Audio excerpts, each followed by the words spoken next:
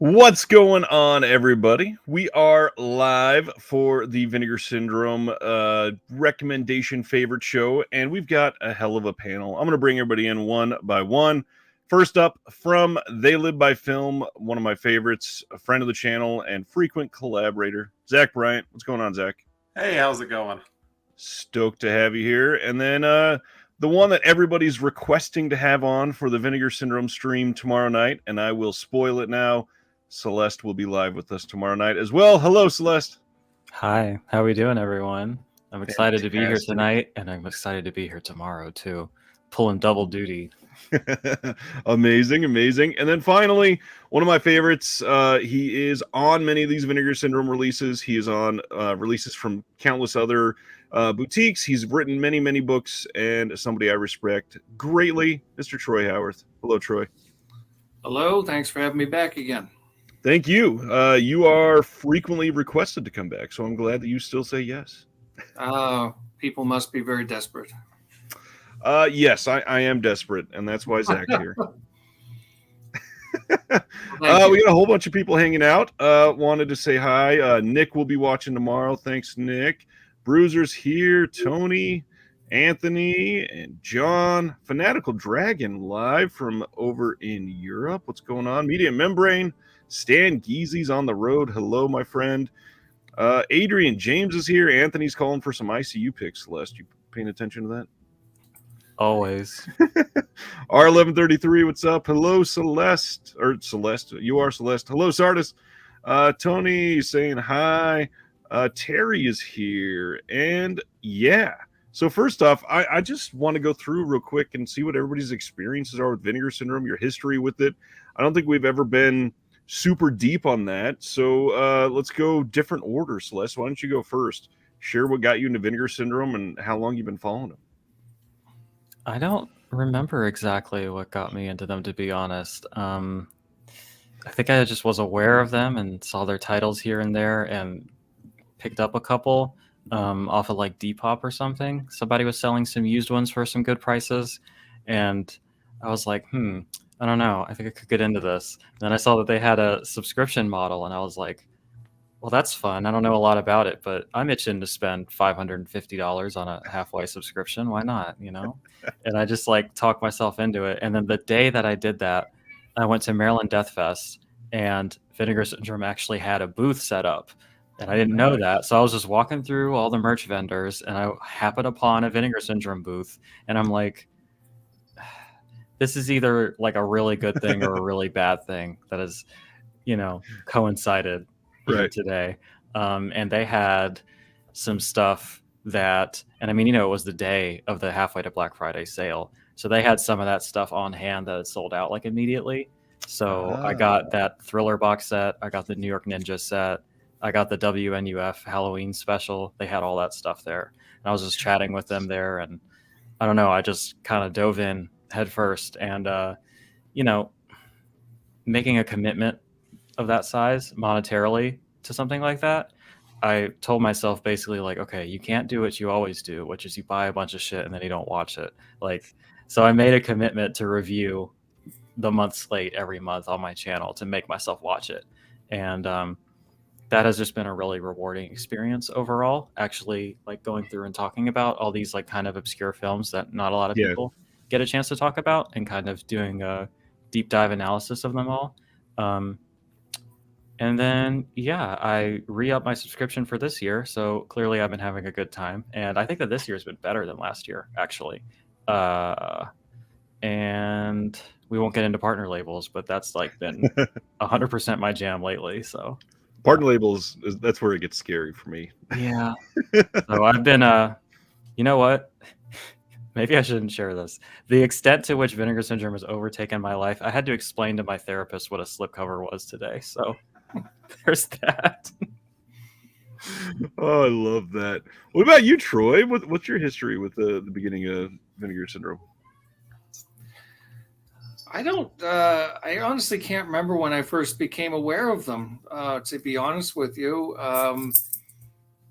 I really don't. I can't trace it back to a specific moment. I mean, my first experience working for them was when they did their first Forgotten Giallo set, Mhm.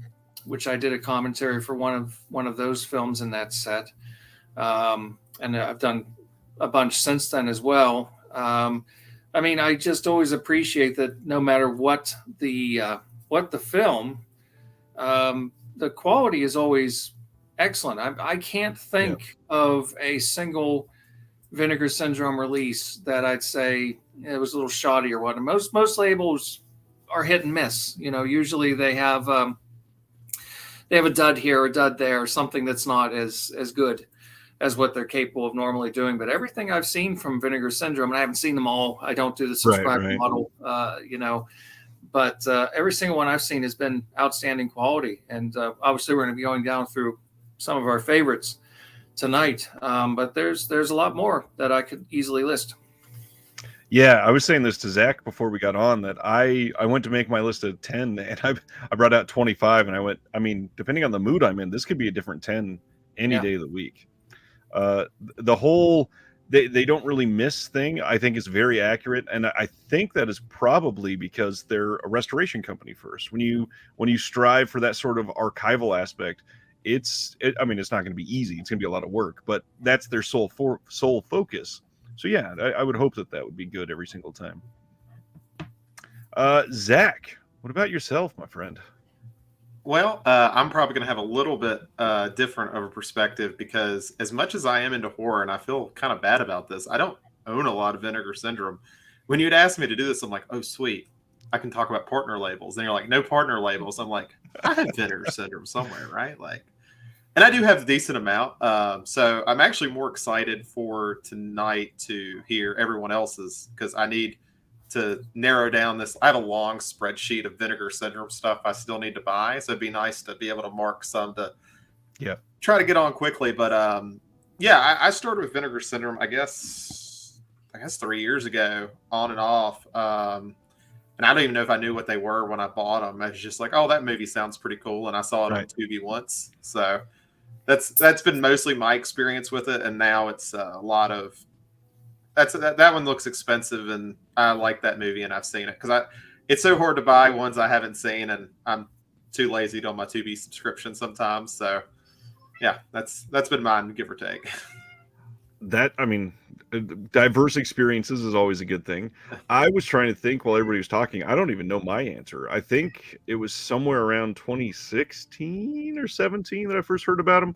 I mean, they were still releasing all kinds of DVDs back when I first got into them. So it's a very different world for Vinegar Syndrome. I mean, even just since the pandemic, they've changed greatly as a company. So it's insane to see the level of growth that they've gone through and to see the spread of people that they picked up. I mean, when you're releasing things like Raw Force, you're going to pull in a different fan base than if you're releasing Texas Chainsaw Massacre 2. So it's nice to see the growth, and I hope that they still kind of cater to everybody's taste and not just get too mainstream.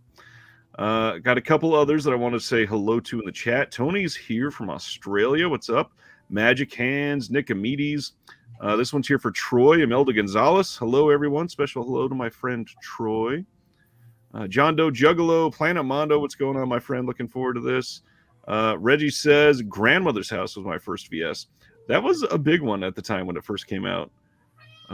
Let's see. Everybody's laughing at Celeste slipcover therapy. Yeah, I seem to have started something with that comment. Dragon says slipcovers are therapeutic and a frequent cause of anxiety when they're absent. So I get it. Yeah.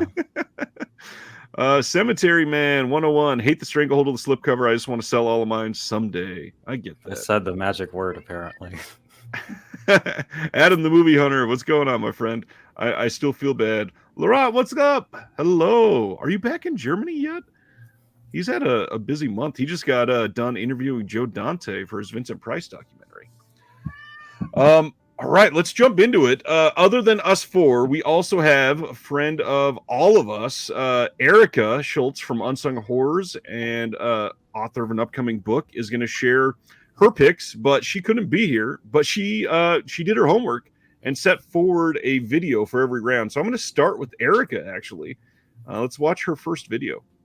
Hi, I am Erica Shultz, co-host of the Unsung Horrors podcast and author of the upcoming book, The Sweetest Taboo, An Unapologetic Guide to Child Kills in Film. And I'm here sharing my favorite Vinegar Syndrome releases. A lot of these are going to be very on brand for me if you're familiar with the podcast or the title of my book tells you anything about me. But before I get to those types of picks, I want to start with one that is one of my favorite blaxploitation films. Really great director overall, and I think a lot of people might have missed out on getting this one if they haven't already. And that is this double feature from Jamal Fanaka, Welcome Home, Brother Charles, and Emma May. And so Brother Charles gets his revenge in a very unique way, and Emma May is just one where you're just rooting for her 100% all the way. Very unique voice in the blaxploitation cinema genre. Highly, highly recommend. You get 2 films for 1 in this, so if you don't have it, pick it up. Anybody else checked out that double feature yet? No, I've never heard of it. Wow, yeah, it's one of their very early releases. I've seen one of the 2, I think, and MMA is really good. It's a very, very odd story, but it's one of those things that you kind of got to see once you read the synopsis. I was just thinking about that. I don't think they've put out many blaxploitation flicks in the last handful of years. It'd be nice to see some of that come back too. All right, let's go with number 10 then. Let's start with Zach. All right, put me on the spot. I actually wanted to start with the first one I ever bought, which was Blood Games. I don't actually know when it came out. I got it a little bit late, which kind of worked out for me because Vinegar Syndrome is like one of the few labels I don't worry about slipcovers with. I didn't get it with that one, so I'm very actually secretly thrilled and secretly disappointed at the same time. But I'd say, I guess this is one of the more popular ones, right? I would say I think most people have seen this one. Kinda. I mean, it's still a little underground, but it's a really good movie, that's for sure. Yeah, I really like it. For anyone who hasn't seen it, it's like a team of softball players get stuck in the woods with a bunch of psychotic men around. You can kind of guess where it goes from there. I apologize. My cat is upset that I'm streaming, so if you hear weird noises of him knocking stuff down, I apologize. We don't ever apologize for cats here. You're fine. But no, I really liked it. It has 2 good interviews on there. There's not a lot of special features on it, but both of the interviews from 2 of the cast members is actually really good. And but it's an easy one to pick some up to finish up and get through all the special features pretty quick. Yeah, good solid release. Anybody else a fan of Blood Games? I've not seen it, unfortunately.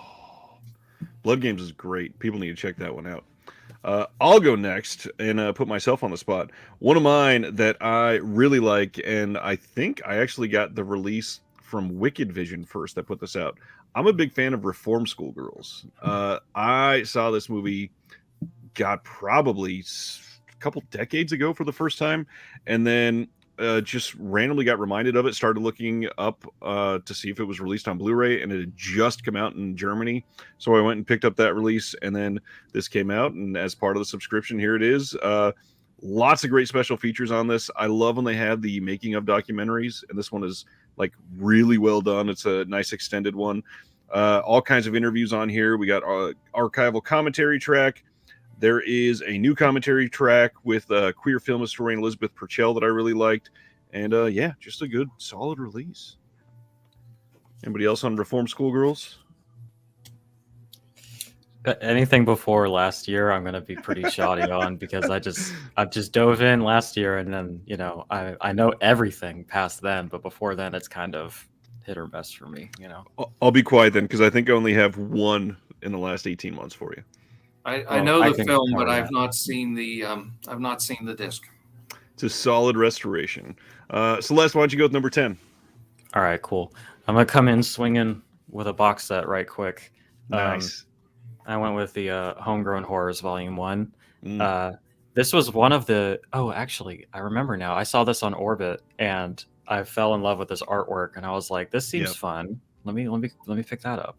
And this just kind of sold me on like the whole like micro budget horror thing that they kind of specialize in a lot of the time. You know what I mean? Yeah.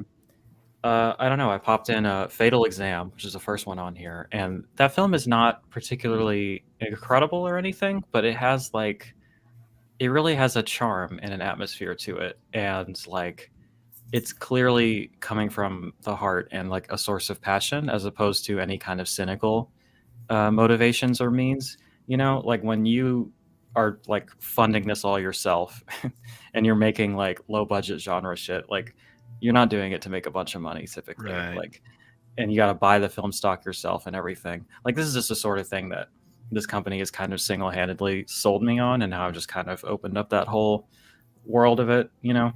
And I mean, it doesn't look like incredible or anything, but I mean, considering this probably, I don't know about this one specifically, but a lot of the stuff didn't even have a theatrical release, and it just Right. kind of went to VHS. Like this is like, you know, the best it's ever looked.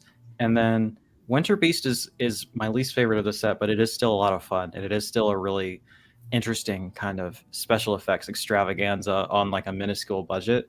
But Beyond Dream's Door, the second one here, that's like the one right there. This shit slaps. Like it's so good. It's like this kind of like Lynchian, Lovecraftian, like cosmic horror, like dream logic, surrealist craziness. I loved it so much. Like I watched that and I was like, wait, that was like that's great by any standard. Like I think you could show this to any horror fan and they'd be like, wow, that's really good, you know?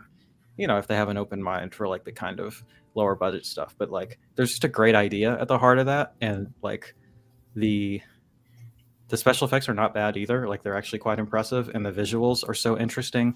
Yeah, that's probably enough on this one set. But yeah, I love the aesthetic of it, the artwork and everything. But the films themselves are all like really interesting. So I'm a big fan of this set.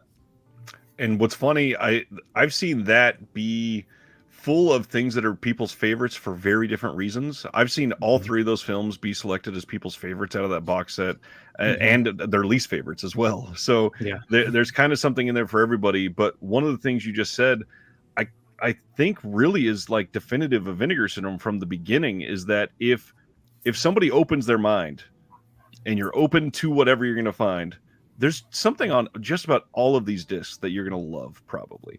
It's just that matter of just a little bit of exploration. And I get it with some other labels. That's not always required. But with Vinegar Syndrome, that is a big part of it. But that's like the main draw for me, I think, is all the Yeah. like education you get with it, and like this kind of like weirdo oddball film school that you get with this. It's like the redheaded fucking stepchild or whatever to Criterion's film school or something. Exactly. For like the weirdos, you know. I didn't even talk about the special features on this, which are extensive and very good. So yeah, they just really go all out. You gotta, especially for the price. gotta love it. Yeah, so thank you for that, Troy. For some of the other discs. All right, what's number 10, Troy?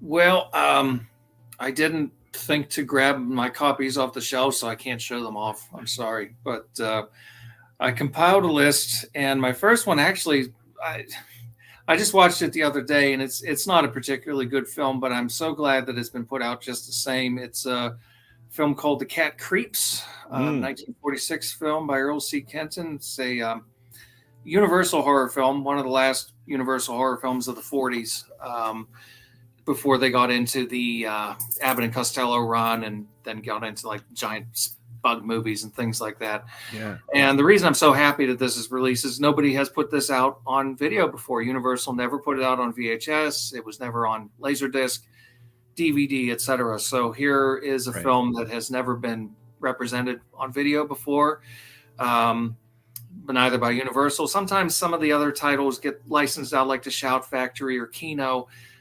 It's never happened with this one. So for me, it was just significant to have it in the level that, first of all, I'm kind of a completist with those films. Yeah. But second of all, I'm glad that somebody filled that little void that nobody else was getting around to doing. Not an extensive amount of features on it, but there's a very good interview with Kim Newman, who I always enjoy, talking about kind of cat-themed horror films, and a very good commentary by Jonathan Rigby and Kevin Lyons. So yeah, it's a minor little movie, runs just about an hour long. It's a little under an hour, really, but Wow. they gave it a very nice transfer, some good extras, and yeah, it's another title off the Universal list. Very few at this point need to be put on video, so hopefully they have some more in store. The VSLs have been pretty cool so far. Stuff very unexpected compared to the rest of the catalog, and with this one especially, Jonathan Rigby, always great. But I mean, gem there, Kim Newman. I love Kim Newman. He is hilarious and quirky, and oh yeah, he's divisive for some people. I don't know. He has maybe a little snarkiness to him that rubs some people the wrong way, but I like him, and I like the fact that he conveys real enthusiasm. So anytime I see that he's interviewed on a disc or if he's got a commentary or whatever, I know I'm going to enjoy it. I think the title that got me really interested in Kim was when he did Let's Scare Jessica to Death. And he had a really nice visual essay on it that was just brilliant, but you could feel like him like cheerleading for the movie itself and being like strangling the viewer. Just watch the goddamn movie and you'll love it, I promise. Yeah, he's good at that. I'm going to throw it to Erica for her number 9. Getting into the sort of sex film realm of Vinegar Syndrome, Roger Watkins' Corruption, starring the great Jamie Gillis. And there's actually a bonus or more of an Easter egg on this one because it doesn't list it under the extras, but there is another Watkins film on here, Last House on Dead End Street. So you can get it's another 2-for-1 on this one. But Jamie Gillis in any sex film is going to be a guarantee for me to watch it. And Roger Watkins is just an added bonus in this case. So definitely check this one out if that's your cup of tea. Corruption is great for anybody that hasn't seen it. Very like fever dream type of movie. And it's certainly not an erotic sex film, but there is sexual content. So yeah, recommend that one as well. Zach, what do you got for number 9? Before I get to number 9, I just want to know how early is Corruption, because it's kind of weird to see Vinegar Syndrome in a blue case. I think they've had 5 releases in a blue case, and that is it. Corruption is fairly early. It came out, I want to say like 2016. I know they just reissued it with a very pretty catalog slipcover. Yeah, that's the old school one. March of 2016. Okay, yeah, that's been some time. So I'll go to my number 9, and I want to see if anybody can tell me if I'm wrong, but I think this is the only title that has both been in a Vinegar Syndrome title and a Criterion title, which is Flesh for Frankenstein, which is fairly recent, as but a year. I guess it's been about a year and a half now. Fantastic release. It's one of those ones that feels so perfect that it almost has like this companion piece with Severin to have Blood for Dracula, but just to concentrate on Flesh for Frankenstein. It's of the two, it's my least favorite like movie, but this set is just like awesome. Like I think they interviewed anyone who's both alive and willing to talk about it, because I think there's like 10 interviews on the thing. I know there's a great commentary I listened to. I think they came together better for Blood from Dracula, but you can see a lot of the pieces that came together with whatever this campy mess is to just make it enjoyable. I'd have to go with that one. I wish I had it on me right now, but it's in a different room. But yeah, fantastic release overall. And I love the packaging. The only thing I wanted to say is not to be like, actually, but Sweetback's Badass Song is actually in the Criterion Collection now. Okay, yeah, I was sitting here. I actually tried to Google it. I was like, "Is there another one?" And I couldn't find one. But you were when correct. You said that, that's what I thought it was going to be, and I was like, "Oh yeah, Flesh for Frankenstein, duh." Yeah, just because I find it fascinating. Like early Criterion is just fascinating altogether because it was some of the wildest titles in like their first 50. Halloween, Armageddon, yeah, The Rock. That's a killer pick. I think that it was a great time for people that were up to those two titles coming out the same year with them and Severin. They both kind of crushed it. Those discs both look great. Good pick, Celeste. What's your number 9? I I am a big fan of Flesh for Frankenstein. I haven't grabbed it yet because the price tag on it is hefty, but I watched the film on Shudder and I thought it was a banger, so I'm a fan of that. This next one, kind of like Ryan said, when I was looking at my shelf, I was like, it could really be most of these, but I gotta pick 10. So I went with this one and put it a little bit lower just because it's not like the best thing I've ever seen, but I did really love it, and I don't see it getting a lot of love in general, and that's Buried Alive, this Edgar Allan Poe adaptation. It's got Donald Sutherland in it. It's sort of a women in prison film, but also like a Gothic Poe story at the same time. And it's really bizarre and out there, and it has this beautiful color palette and this great Gothic atmosphere. And it's really zany and wild, and there's a lot going on in it. And I'm just a really, really big fan and advocate of it. And I was just really surprised when I finished watching it. And I was like, well, that shit slapped. And then I looked it up and people were like, ugh, not good. And I was like, no, it's great. Check it out. It's really good. So yeah, I'm a big fan of Buried Alive. If you're into the Poe stuff, if you're into Donald Sutherland, I know he has a Donald Pleasance. Thank you. Sorry. Different guy. If you're into Donald Pleasance, Mr. Halloween, and I know many of you are, get into this one. So yeah. I'm glad you said that because I have had that in my cart a couple times, but the reviews have turned me off on it. Every time I get to it, I'm like, no, I'll just wait. So I might have to get that pretty soon. If you're a fan of atmosphere, if you place a premium on that as opposed to just zany antics the whole time, because it does have that too. But yeah, it's mainly an atmospheric thing, I think, and the colors and the cinematography just really work for me. I'm a vibes guy. I'm into it. I can get sold on that. Yeah, it's the vibes. I feel like this would be a Troy pick. Have you seen this one? Oh yeah, I've seen it. Robert Vaughn, I think John Carradine in it, probably after he died, I think, if I'm remembering correctly, unless I'm mixing it up with another movie, but I'm pretty sure that he's in it as well. Yeah, I enjoyed it. I mean, it was part of that sort of spate of Edgar Allan Poe films that Harry Allen Towers was making in the late 80s. He also did a really fun version of Mask of the Red Death, which is basically just 10 Little Indians again for the fifth time that he's done it, with Herbert Lom and Frank Stallone, and that's a fun movie, which I believe Scorpion put out on Blu-ray. I would recommend that. If you like Buried Alive, check out Mask of the Red Death. Ooh, I'll have to do that. The Vincent Price version is one of my all-time favorites. So I'm down for anything. Price movie's a masterpiece. I mean, yeah, it's so good. The Towers film isn't as good, not but it's fun. It's fun. Agreed there. Real quick, video store review. Thank you so much for your very kind comment. That video is really personal to me, and I put a lot of work into it. So thank you so much. I appreciate that. Speaking of video store review, wanted to highlight this. He says, can you please tell me how to find that Easter egg on Corruption? I've got the disc and still can't find it. I've had a few other people ask, and so this is the perfect time to share since we just talked about it. To get to Last House on Dead End Street, you have to go to the last item on the menu that is for Corruption, and you're going to click your down button 6 times. After you do that, an upside down cross will appear on the screen. It's like a shadow from the T in Corruption, and it pops up, and then you click on that, and the movie just starts to play. I would love to think somebody figured that out by themselves, but I just feel like it was automatically put into a disk drive and said, "Where's it at?" Yeah. My question is, first, how did anybody figure that out? And second, why is a whole feature-length film buried that deeply? Did they not have the rights and they just hid it in there?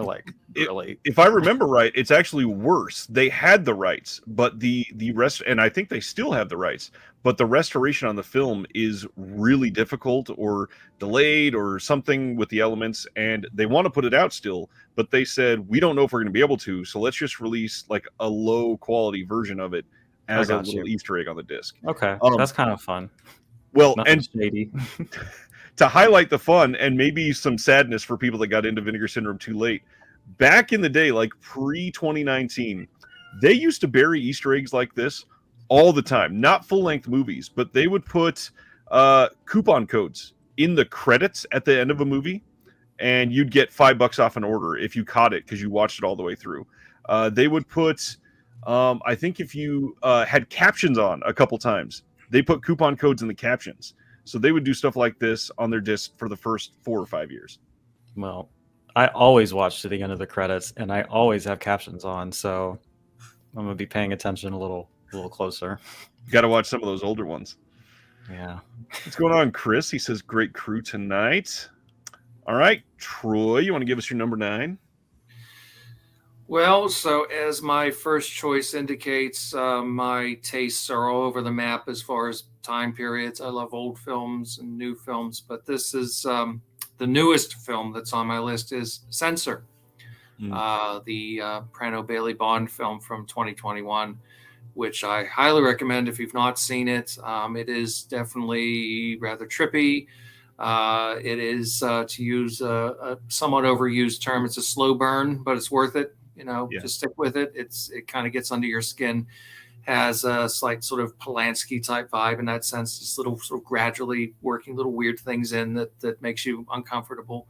And a kind of very interesting and I think darkly funny commentary on censorship in general, specifically connected to the British side of things, the British Board of Film Censors and their long history of suppressing films in many cases, and the whole video nasty thing and all of that. So it's a really, really interesting film, and they did a wonderful job with it. Lots of good extras and a beautiful transfer as usual.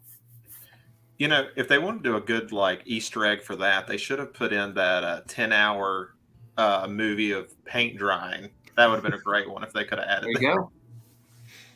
Yeah, this is a solid release. One of the best extras on here is you get to see David Gregory geeking out on video nasties. I guess the Vinegar Syndrome version of this was edited, and the one that came out from, I think it's Second Sight, has the full-length version of David Gregory geeking out. But either way, it's great. Solid release. And one thing to highlight, which doesn't happen with a lot of these movies, really incredible acting in Censor, actually. Very well done. Really good. I'm a big fan of that one, too. That would have been on my undercard list, or just if you asked me a different day, I might have picked that one. I'm a big fan of it. It's a good one. My number 9. Well, first off, this one's rumored maybe to be getting re-released with this and its sequel. I'll believe that when I see it, but they put up an image and people think that it might be coming. This is kind of a nostalgia pick because I love some of the practical effects on this. I got to go with Hell Comes to Frogtown. This movie is so hilarious to watch nowadays. Incredible weird slip on this. This is one of their first odd slip covers. Just a fantastic movie. Roddy Piper is amazing in this, as always. Genuinely fun script and kind of a little bit shooting higher than its budget. And a lot of these movies don't always do that, but they leaned into it. I really love this movie. Some great special features. We got really good commentary on this one. But the big thing, some of the video interviews on this are really well done. Love this release. I kind of doubt that we're getting this in the sequel on 4K, but I guess we'll see. Anyway, that's one that amazes me, because I remember when I watched it and I read the premise, I was like, okay, this is just going to be incredibly sleazy. And then I watched it and I'm like, there's really I don't even know if there's any nudity in it. If there is, it's not much. And I was very surprised when I watched it, because I was like, huh. If you just read the premise, I would have thought this would have a whole different tone. Yeah, overall, it's kind of wholesome. All right, we are into number 8. I'm gonna shoot it over to Erica again, and go with this. All right, getting into the more on brand for Erica type of films, and I would never tell anyone that this is a great film, and I wouldn't even really recommend it, but it is very much a movie that if I didn't have it in my collection, then who would I be? And how could I even bother to write a book about kids getting killed in films? And that is Beware Children at Play. Again, not a great movie, but the finale of this is an absolute all-timer. And if you haven't seen it, then it's worth it to kind of slog through the movie to get to the finale of this film, which is just so brazen in what they're willing to do. You have to give credit to it for that, at least. I love killer kid movies. I always have. This movie's weird. Anybody else like this one or seen this one even? I've not seen it, no. Damn. All right. Let's go to number 8 from Zach then. All right, for my number 8, I'm going to go with one I'm pretty sure no one else has. I'll actually be surprised if they do. The Scary of 61st, because I think I'm like, I don't even know if I like it, but I feel like I'm the closest to liking that movie as you can. It was kind of a weird one that I kind of put with Dash Cam that came out last year, where they feel like these heavily political movies where I'm not actually sure what the politics are, but it just goes off the rails so quickly that you can't decide if it's satire or not. But just to kind of give a rough premise for anyone who hasn't seen it, basically these girls rent this apartment that used to be owned by Jeffrey Epstein, who used to human traffic women in it. And this girl gets possessed by, I think, the ghost of one of them. It goes off the rails about as quickly as it starts, but it is so weirdly dreamlike that I don't know. There's something about it that draws me to it. And I really like the mirror release they did, like the mirror cover. It was pretty cool. I haven't explored the special features yet, though. I think Celeste might fight you on this one. I have strong feelings about this one, but I I will don't know if save you it can for go without having strong feelings. Like, I don't even know what I feel about it. my experience with that film is very specific because I really loved it the first time I watched it, and then I learned about the people behind it and realized that I had been tricked. But I do have it in my stack of things to sell over there. But if you want my specific thoughts on it, I do have a review on Letterboxd, and I will probably leave it at that. Okay, on the Discord, send it to me. I'm very curious to read it now because I don't know anything about the background of it. I watched this, and for the first half, I was bored to tears, and then the second half, I hated this movie. I don't know if they were trying to be divisive because I haven't done the deep dive like Celeste on it. It is just messy and not. I just did not enjoy it that much. Have you seen this one, Troy? Not yet. I'm going to put it this way. If Alex Jones made a competent exploitation film, that's kind of what we're getting at here. I'll pass then. Good pick. I will jump in and go with my number 8. And I'm going to say that I think this is the only one that I have that's a re-release. And I love this movie. It came out on Scream Factory years ago, went out of print, and of course shot up to like $70 on the stupid secondhand market. But then Vinegar Syndrome got a hold of it and released The Incredible Melting Man on 4K. And I've described the genre before as either melt movies or goopy movies, and people always think that's gross. I love melt movies. This is not my last one on this list, actually. This movie is genuinely great, like really well done, incredible practical effects. The 4K is stunning, but the biggest thing is that it's finally accessible again. People can get something that's not out of print. I'm just glad people can get this. It is a really great release. Again, tons of special features. They got a lot of the older stuff. There's new interviews. There's all kinds of archival stuff. It's just a killer release, and it looks crazy good on 4K. This is one of those releases like Troy was talking about. It's just top-notch quality. It shouldn't look this good. Like, I highly doubt Incredible Melting Man ever looked this good prior. I have to ask because, and I don't want to get us too far off topic, but goopy movies. Would you classify The Devil's Reign as a goopy movie? Ooh. I don't know if that has enough necessarily. Oh, come on. Like 10 minutes of people melting at the end. It's got to count. But it's like an extended scene. Maybe it's a wonderful scene. I love The Devil's Reign. That's a good one. I mean, the classic one that I always go to is Street Trash. That's like everybody's entry level goopy movie. And we'll get into one of my favorites in a little bit. Celeste, how about number 8? I will second your recommendation for The Incredible Melting Man. It's a blast and a real wild romp. And I have another soft melt movie kind of later, but my next one, I picked a few of these. I think that people generally think of this sort of exploitation, low budget, slasher, schlock, whatever you want to call it, the stuff that they specialize in. They think of it as like really thoughtless and like just there for like shock value or whatever, but I tried to pick a few films that I think actually have really thoughtful and important social messaging in them as well. And one that came to mind was this one, Shallow Grave. This was one that I picked up during the sale. And I wasn't 100% sold on it, but I was told that it was an ACAB movie, and I was like, all right, I'll give it a shot. And it absolutely is. Like, this has some really, really bleak, but also accurate things to say about power dynamics in regards to the police and the way that women are treated in society. And it's actually just really gripping, really dark, and really grim. And I was really, really into this. And I think it's like genuinely really great. And I don't see too many people talking about it, but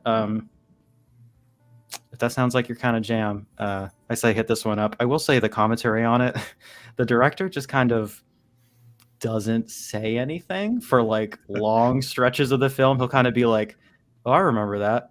Isn't that neat? And it'll be like 5 minutes of nothing. And it'll be like, oh, I remember that guy. 5 more minutes of nothing. And I'm just kind of like, what are we doing here? But other than that, it's a great release. Good, solid movie. I really enjoy that one. All right, Troy, that's up to you. Number 8. Number 8 is my, I don't know, do you want to call this my conceded choice? It's the one that I'm on, that I picked out of this group of 10 movies. A 1974 giallo by Stelvio Massi called Five Women for the Killer.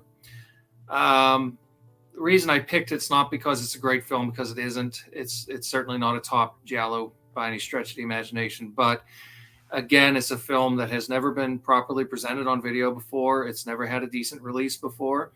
It was never released in the U.S. in any form. As far as we know, there's not even an English dub for it, even though they had a British leading man in the film. It doesn't appear to have an English dub that still exists. So, of course, it's subtitled. And it's from that great sort of period of giallo films in the 70s when it's, exploding and they're just getting cranked out left and right. And there's all kind of weird hybrid movies, the giallo polizio movies, and sometimes even later on the giallo porno movies. I mean, there's all kinds of, penetration going on. But this one was one I was very happy to work on because it's a movie by Stelvio Massi, who was a very interesting director. This is not his best work. This is not a genre that he was particularly enamored with. But I got to work with Eugenio Ercolani on it, who I know you've had on here before. He's a good friend and a collaborator. We did the commentary together for it, and Eugenio also did other video featurettes for it as well. So if you're a fan of giallo films of that period, it's a movie you definitely have to check out. Don't go in expecting Mario Bava, Dario Argento, Lucio Fulci kind of quality, but for a kind of scrappy, nasty, mean-spirited exploitation film of the vintage, it's good. It's fun. How, not to put you on a spot here, but since you're like the eminent giallo expert, how do you feel about these Forgotten Gialli box sets overall? Like, do you think the title Forgotten is apt? Because we get this question a lot when they get a new one announced. Yeah, I'm not nuts about it, in the sense that the people who know these films haven't forgotten them. Right. And the people that don't know them don't probably know. Even, you could mention Don't Torture a Duckling or, Bloodstained Butterfly or something, but, huh? So right. Honestly, I think it's, and also, getting into controversial terrain here, and I get mocked for this sometimes, but I'm sorry, I stick to my guns. Giallo is a very specific Italian genre. And these films, in order to be true gialli, they're Italian films. They may have financing from other countries. They usually do. There's usually Spanish money or French or German or whatever, but they should primarily be Italian films.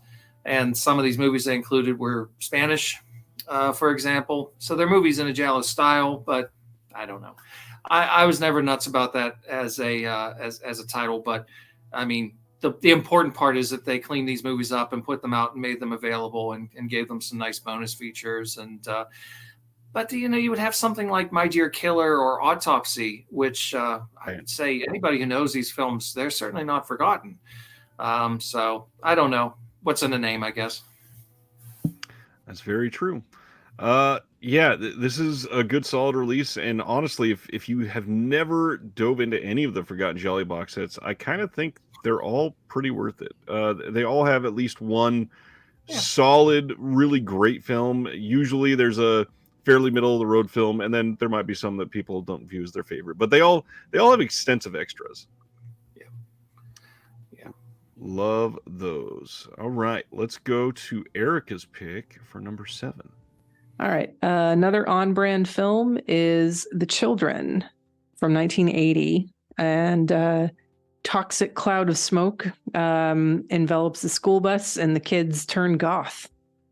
I mean, black fingernails, really, but and their hugs become toxic. So it's got a really great message. Don't hug children; they're bad for you. Very on-brand choice for Erica. Maybe I was on Toxic that cloud. bus and I didn't remember. Did you go through the toxic cloud? Yeah, maybe. I don't know. Yeah, this is a good one. Anybody else know or like this one? I think it used to be on USA Network back in the 80s a lot when I was a kid. So I recall it. I remember liking it. If I remember right, I think this is one of the Troma production titles, I think. It might have been acquired by them, but it wasn't. Yeah. I don't think it's made by them now. Yeah, no, yeah, that's what I meant. Zach, why don't you jump in on number 7, my friend? See, I'm very thankful for Celeste for picking Shallow Grave because I can just leave it at she said it more elegantly and more coherently than I could have. So thank you for that. And that was my next pick anyway. So that works. Nice. Yeah, it's a solid movie. I feel like that one flew under some radars, but more people need to jump on that one. I'll go with my number 7 next then. This is one that I've adored for a long time. I still can't believe they released this. I actually was just in a collector's video where they showed some of the things around my room, and one of the things I shared was I have a screen-used piece of skin from this film and a screen-used finger from one of the demons in Demon Wind. This is not a great movie. It's a very stereotypical slasher that's kind of like a supernatural slasher, but it is just so damn fun. The main guy from 6 Feet Under, I think, is the film. The main character, or the show from HBO. The main guy is in this, I believe. Just really well made, like classic early 90s, mid 80s on this one, for like that kind of gross practical effects period where it's just like the spookies level, where it's kind of cheesy, but there's just charm in it. They went out in the middle of nowhere, basically on like a couple hills, and filmed in like a rubble old stone building that had started to break down, and they were like, yeah, this is perfect, let's just set up the camera and call it a day. And it's silly, it's cheesy, it's wonderful. I love it. Ryan, I'm a little bit concerned. Do you have an extensive skin and finger collection? Is that what's going on here? Funny enough, I do. I have a finger from the sure. film 29 Needles, and I have a piece of skin from the indie horror movie Freak. Yeah, they're interesting. Maybe if I can run over there fast enough, I'll try to bring it during Erica's next video. What's your number 7? Me? So I've talked about this one a few times on different avenues, but I think that perhaps the most underappreciated or let's say marginalized section of the Vinegar Syndrome website is the erotic titles. Yeah. And I think a lot of people think that it's just there for, erotic purposes. And I don't think that there's anything wrong with that in and of itself. If that's your jam, if that's your kind of thing, have at it. But I think for people that aren't interested in that and want to see some maybe more subversive filmmaking that you really can't get anywhere else, I don't think there's a better place to start than Sex World. Because I think that this is a film that really justifies its pornographic content and its inherent premise. So it's kind of like the Westworld premise, but it hyper focuses on just the sexual element of it, because they kind of get into it in the original Westworld film and in the HBO show that, like, if you give people this opportunity, they're going to explore their unspoken sexual desires. And I think that that is an idea that's really interesting. You get people here that use this as an opportunity to explore the polyamorous side of themselves, the queer side of themselves. You have like even like a racist character that like goes through a bizarre arc in this. But I just think that that's an interesting concept in and of itself that you can't properly explore without actually showing the sexual part of it. And so, yeah, I just think that this is a film that really can't exist, and then it's an idea that can't exist in a different medium. And the film is actually really good, and the transfer is really great.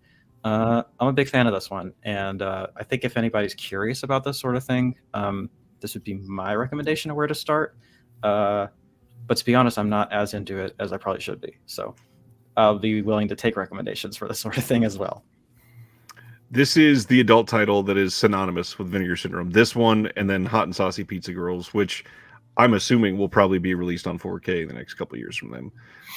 It's genuinely great, and if I remember right, I think it's the first adult title in the world to be released on 4K. That's why I bought it. I was like, hey, that's fun. I want that just for the novelty of that. And then I actually watched it and I was like, wait, that was like really good. Exactly. What do you got for us, Troy? For my number 7, I've got a film from 1973 by Guerdon Trueblood, movie called The Candy Snatchers. Very interesting sort of thriller / horror film that gets really, really dark and really, really screwed up in many respects. It takes a little while to get where it's going. It seems fairly innocuous for a while, but it gets pretty grim. It was a movie that was wouldn't be true to say that it was unavailable. I mean, most of these things are floating around in one form or another, but I don't think it ever had a really decent video release before until this one came along. And again, a beautiful transfer on it. I mean, for a 50-year-old film, looks terrific. And some good extras, including commentary by my good friend Nathaniel Thompson from Mondo Digital. He'll pay me $5 for mentioning his website. Yeah, it's a movie I highly recommend if you're into that sort of period of gritty, sort of revenge and type thrillers of the 1970s. This is a really good one. I'll second Candy Snatchers. It was probably that was the first Vinegar Syndrome title I ever watched. It just wasn't the first time. It's great. Wow. Good introduction. If it'll make me $5, mondodigital.com. But you both forgot the hyphen, so you're not paying out. It's Ryan. It's silent. Come on. Well, Nathan sure pronounces it every time he highlights it.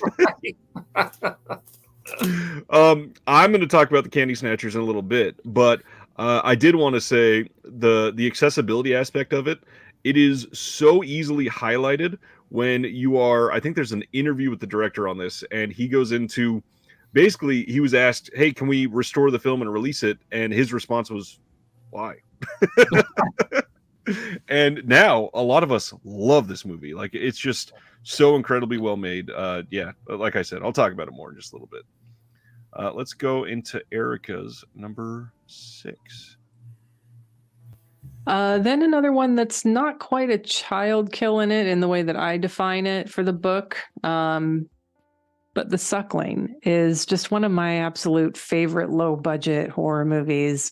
It takes place at a back alley abortion clinic / house, and the aborted fetus gets flushed down the toilet, decides, no, I'm not done with life yet, and crawls its way back into the house, starts killing some people, and wants to make its way back to mom. And yeah, if you want to view it as pro-abortion or pro-life, you could see it either way. But, we all win when we see movies like this, I think. Gotta love that synopsis she gave there. Anybody else love The Suckling? Never seen it. I haven't seen it. Oh, man. It seems like a real Troy film, too. Suckling is odd. All right. I'm holding my tongue. I've not seen the film. Okay. Let's go to Zach first, then, number 6. All right. I guess for 6 for me, I'll go with my favorite Killer Santa movie, which is Christmas Evil. Good release. I always think there's like this interesting link between like Psycho and Maniac, and there's like these few movies that kind of came in between or right around Maniac that kind of blur that line. And this is one of them, because if you looked at the cover, you'd think it's a lot schlockier than it is, and it's actually like a very good character study of this man who decides to do it. It's not like Silent Night, Deadly Night, which I don't particularly care that much about. I think this one's much better. Since I've mentioned Severin already, I'll mention Don't Go in the House. It's kind of closer to that than I would say anything else. Just really cool movie. I've started watching about every Christmas now. I also think that their slipcover for this that they released after it is one of their best designs. It is just beautiful. I wish that had more copies out there for people to get, because it is astonishing looking. I love this movie. Troy, do you like this one? It looked like you like this one. Oh yeah, it's great. I mean, I do enjoy Silent Night, Deadly Night. Just it's so ridiculous. It's it's so over the top. I enjoy it on that level. There's another one from the '70s with Patrick O'Neill and John Carradine called Silent Night, Bloody Night, which is kind of a fun one too. But Christmas Evil is very, very different. That's a good example of a movie that actually is very thoughtful, very well acted. The lead actor in that is really excellent. And you would think it's going to be kind of a schlock movie, and it really isn't. It's a movie that's got a lot more on its mind and really interesting characterization. And I think John Waters is a big fan of it, if I remember correctly. That doesn't surprise me, especially without spoiling it. With the way the ending is, I'm like, that seems right. I will do number 6, but before I jump into that, I did go and grab some fingers. I guess that's the weird way to say this. This is my finger for 29 needles encased in acrylic, and then it is signed by the director on the side. This came out from Unearthed Films, which we might actually be hearing about that title on the channel here soon again. This is a piece of skin from the creature in the movie Freak. And this was, if you pre-ordered their special edition DVD, it came numbered and everything. But the prized possessions for this, I've got Demon Wind screen-used prosthetic demon skin encased in this wonderful plastic case so that it doesn't get damaged.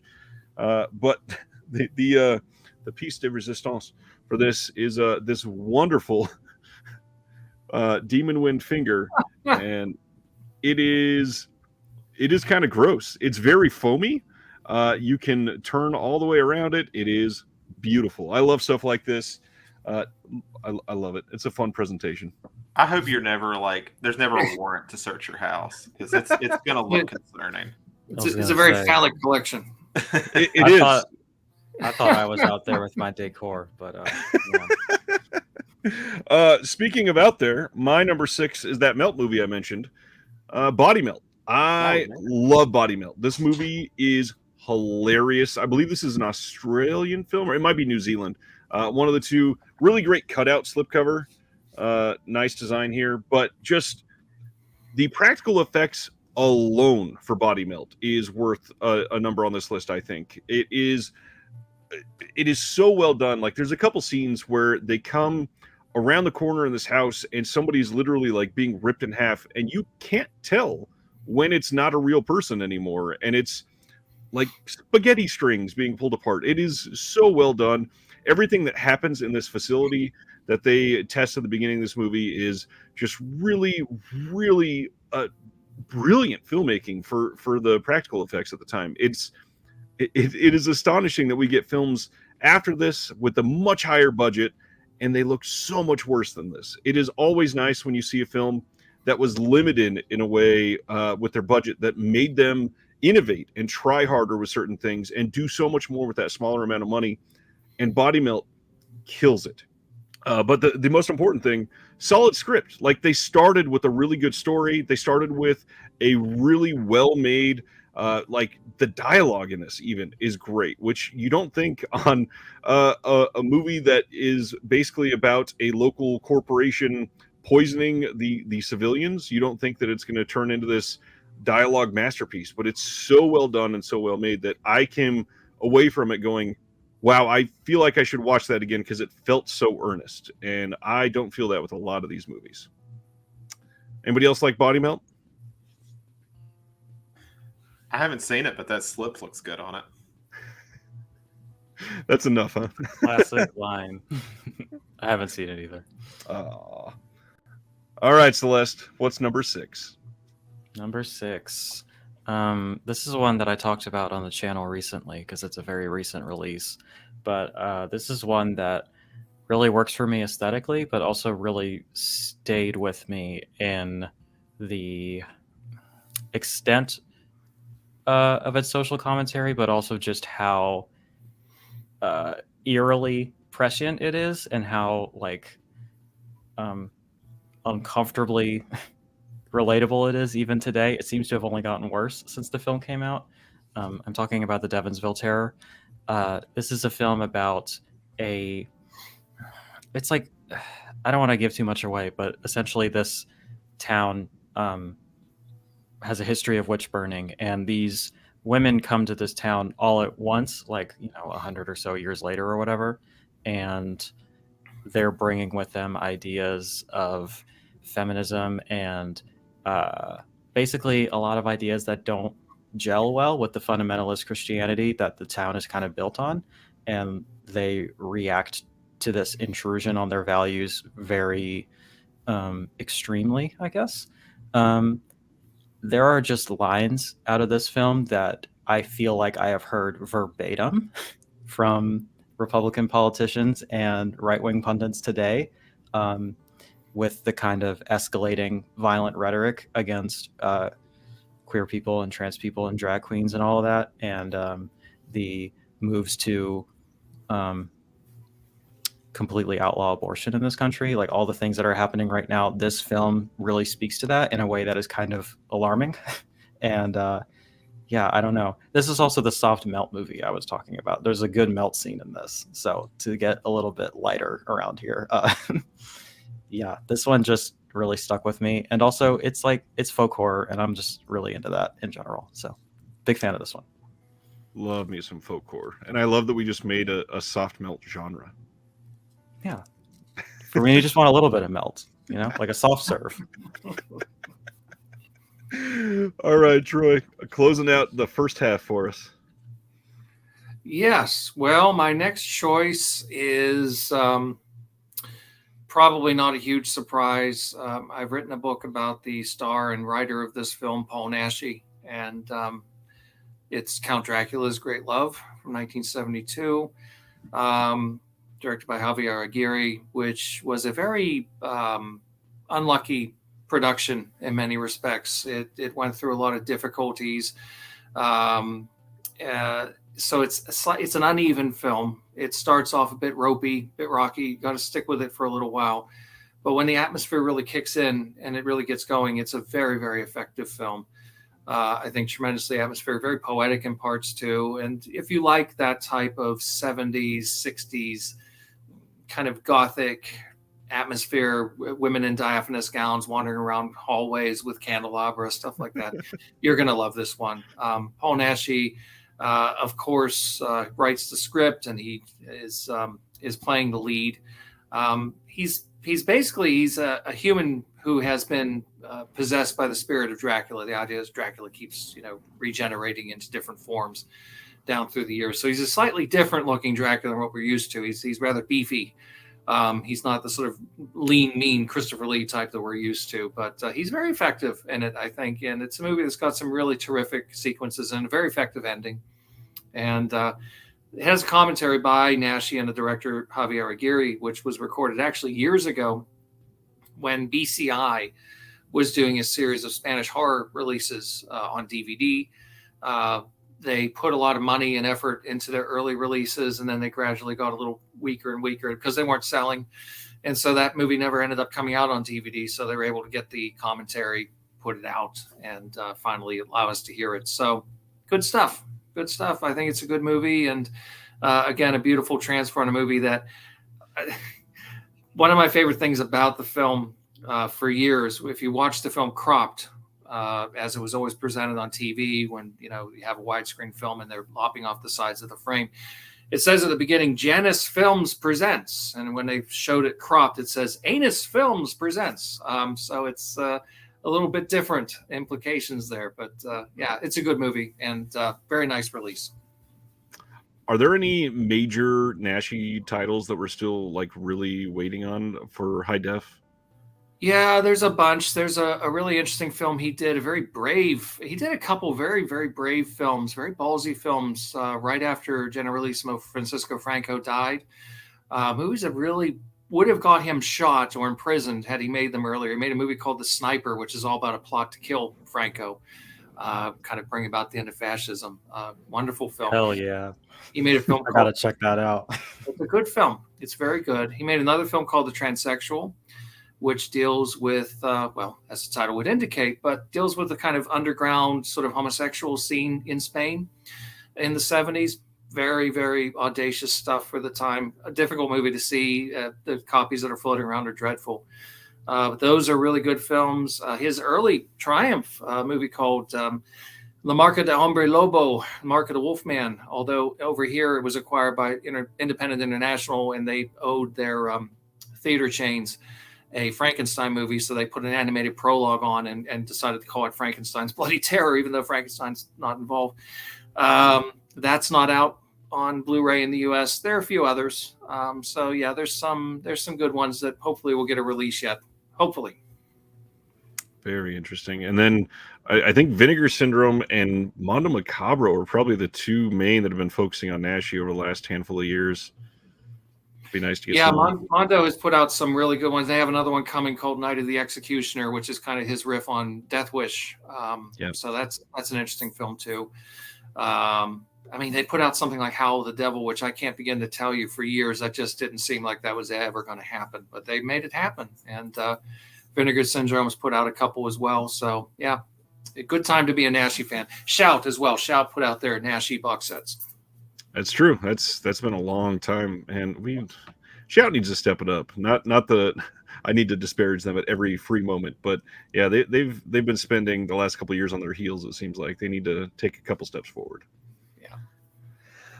All right. So that was the first half. Let's break into the second half with Erica's number 5. Okay. Another one that is actually in the book, but it's got an honorable mention, sort of. And if you've seen the ending, you'll probably know why. And that is The Bloody Sect, or Secta Siniestra.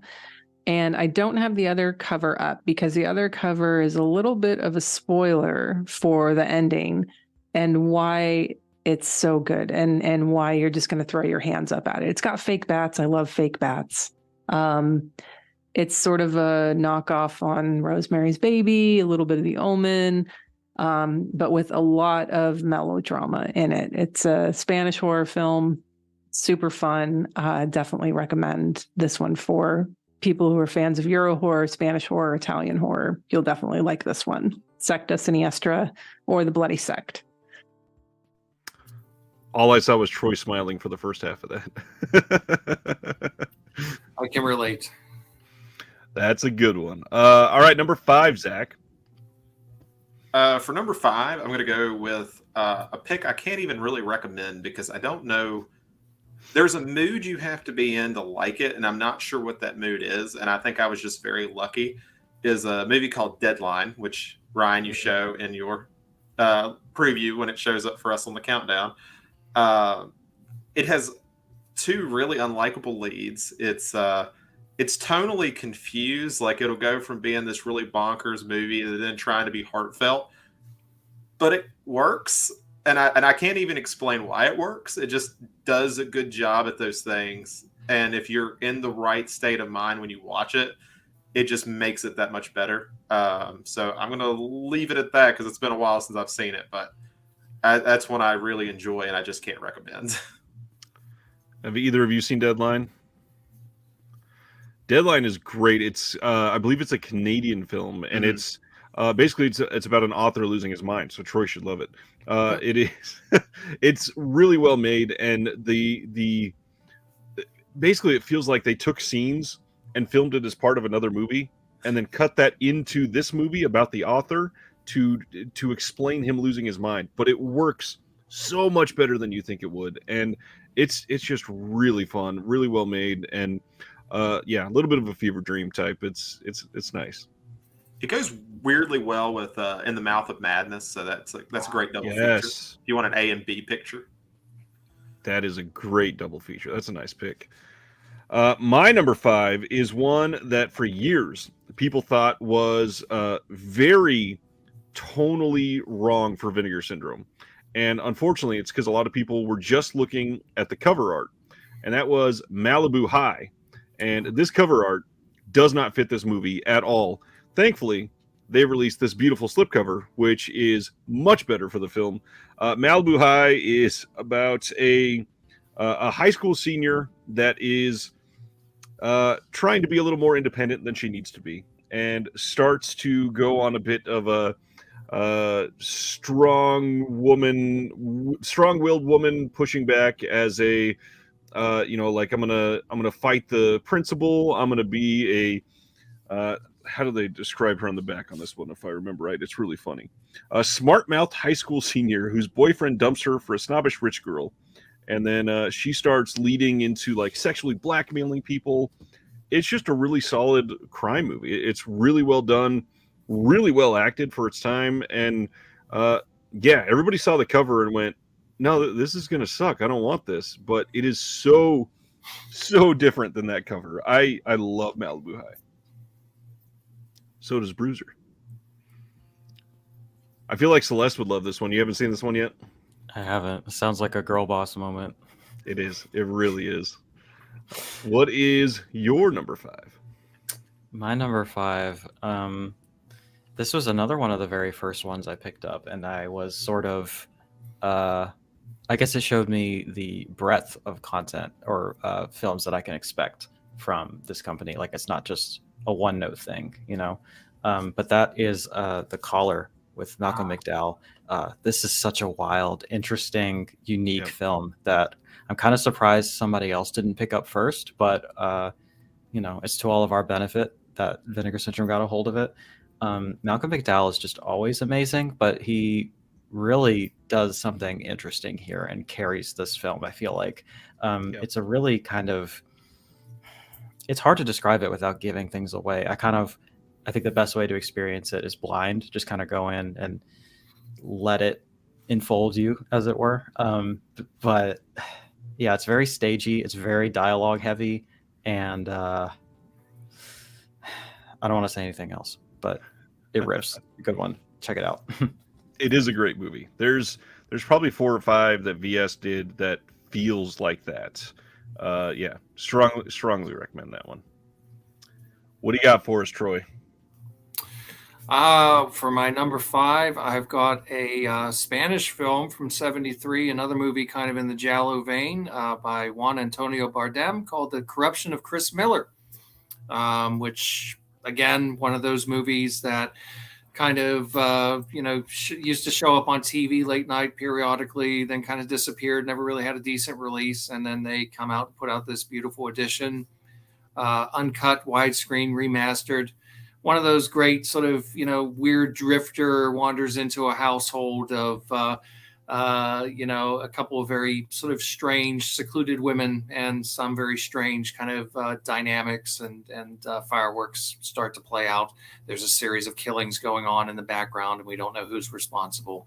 All builds to a twist. Very well done. It has some really beautiful imagery. Again, has that kind of poetic touch to it that the best of these films often has, but also some really good shock effects as well. So I highly recommend it. You know what's hilarious is before we went live, I told Zach, I think I'm going to have one crossover with Troy. I'm just going to share my number 4 right now. The Corruption of Chris Miller. This movie is amazing. I'm a big fan, especially, and since you spoke on it so eloquently, I'll just share the ending little reveal, as they say, is so well done. And it's not like it's subtle, but you just kind of had the shock of the climax wash over you. And as you're like calming down a little bit, this reveal happens. And then a couple minutes later, you go, oh, damn, like that was kind of cold at the end. I love this movie. Yeah, it's set up nicely too. It doesn't just come out of nowhere. It's all kind of nicely set up ahead of time. So yeah, I definitely highly recommend it. It's not a schlocky movie at all. And the 3 central performances are excellent. So it's a good one. Definitely. Have either of you seen Chris Miller at all? Understandable. All right, I'm gonna go to Erica's number 4. We're just flying right through this. Okay. I'd be hard pressed to pick a favorite movie that Vinegar Syndrome has released. This is definitely not the best movie that they've ever released. I think that would go to some movies that are not even in my pile, like Thriller, From Beyond, a few others. But this is a movie I'm so happy that it exists. And I'm so happy that someone like Vinegar Syndrome gave it the love that it deserves, because you either love this movie or you absolutely hate it. But in any case, whenever you're watching it, you are completely confused by it. You are confounded by it. You are frustrated by it. You are in love with it all at the same time. You have every emotion while you're watching this film. Double Story. Everyone should own this movie. I mean, maybe not everyone. Everyone who likes movies that I like. But I mean, come on. It's pure nonsense. If I think we've talked about a movie, Ogroff, on the podcast, and we talked about this movie a lot. It's in line with that, where it doesn't really make sense, and it's okay that it doesn't. This movie just makes me happy, so I'm happy that it's on my shelf. Troy, what do you want to tell us about Devil Story? Love that reaction. If you've seen it, you know. I mean, it's objectively, it's inept. It's awful, but yet there's something so fast. It's kind of like Manos, The Hands of Fate type of film, where it's so wrong, and it's like every choice is the wrong choice, and yet that's the appeal. There's nothing else quite like it. It's sloppy. It's held together with spit and Scotch tape, and it's really, really messy, and yet there's nothing else quite like it. So if you're in a mood for this really kind of over-the-top, gory, but weirdly sort of ambling, almost kind of pointless, incoherent movie, yeah, there's nothing else quite like it. I enjoyed it very much. I would not argue. It's not a movie for somebody who's a bit sort of stuffy about, exploitation films. It's not elevated genre film at all. It's definitely different. I think you piqued Celeste interest. Just a lot of those words sounded like they could be applied to like my brain or something. You might like yeah, it. it sounds interesting. It is very divisive, I will say that. If you like your movies with a lot of plot, maybe you hold out to the next sale. I already gave my number 4, so Zach, why don't you give us your number 4? All right, so I guess this is the point where I start kind of giving the lamer, really nice stuff that Vinegar Syndrome has. There might be some overlap here. So I'm going to go with their first title in a sublabel. And I actually don't know which sublabel it is. It's VSU, VSA, VXY, whichever one it is. It is the Beastmaster. Can someone tell me which one? Is it VS? Is that a VSU? It's the very first VSU. Yeah. Okay. I knew it was one of them. I just couldn't remember which one.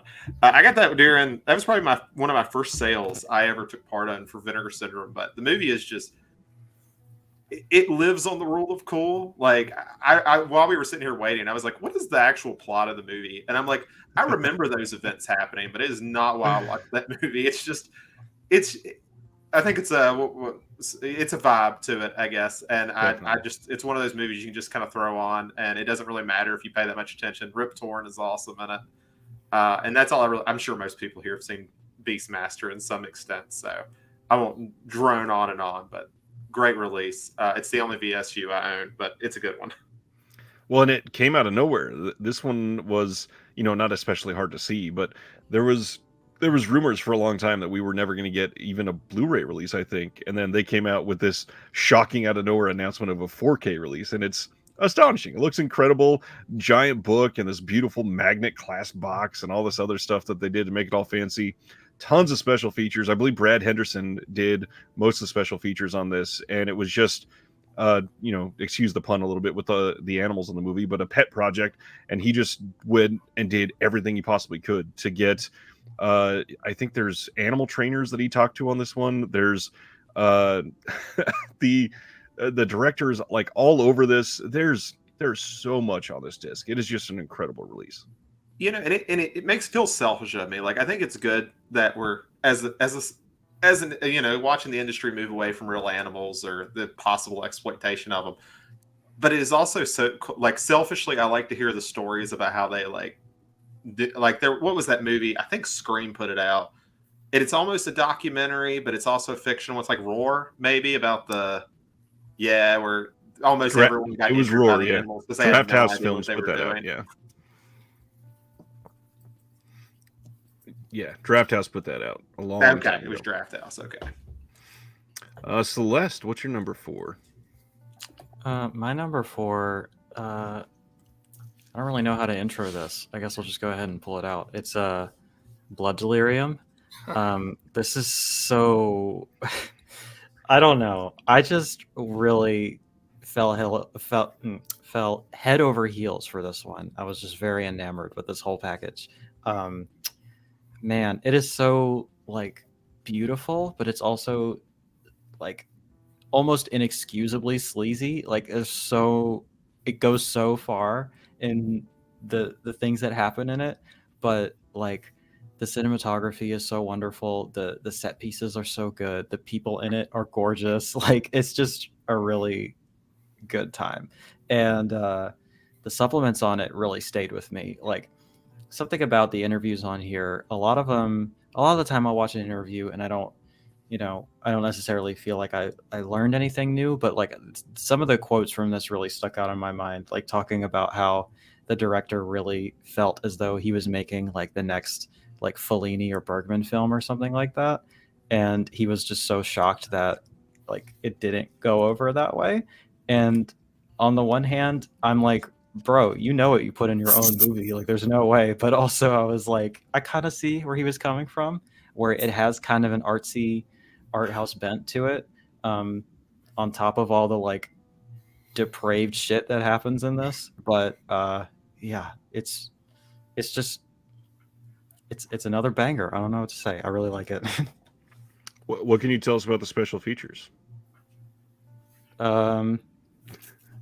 Is someone Troy's present on it? Sorry, that's my bad. Which one did you do here? Oh, we Eugenio Arcolani and I did the commentary track for it. Awesome. Yeah, so that was a fun one to do. Nice. That's late 80s Italian horror. That's when everything's kind of going to hell in a handbasket.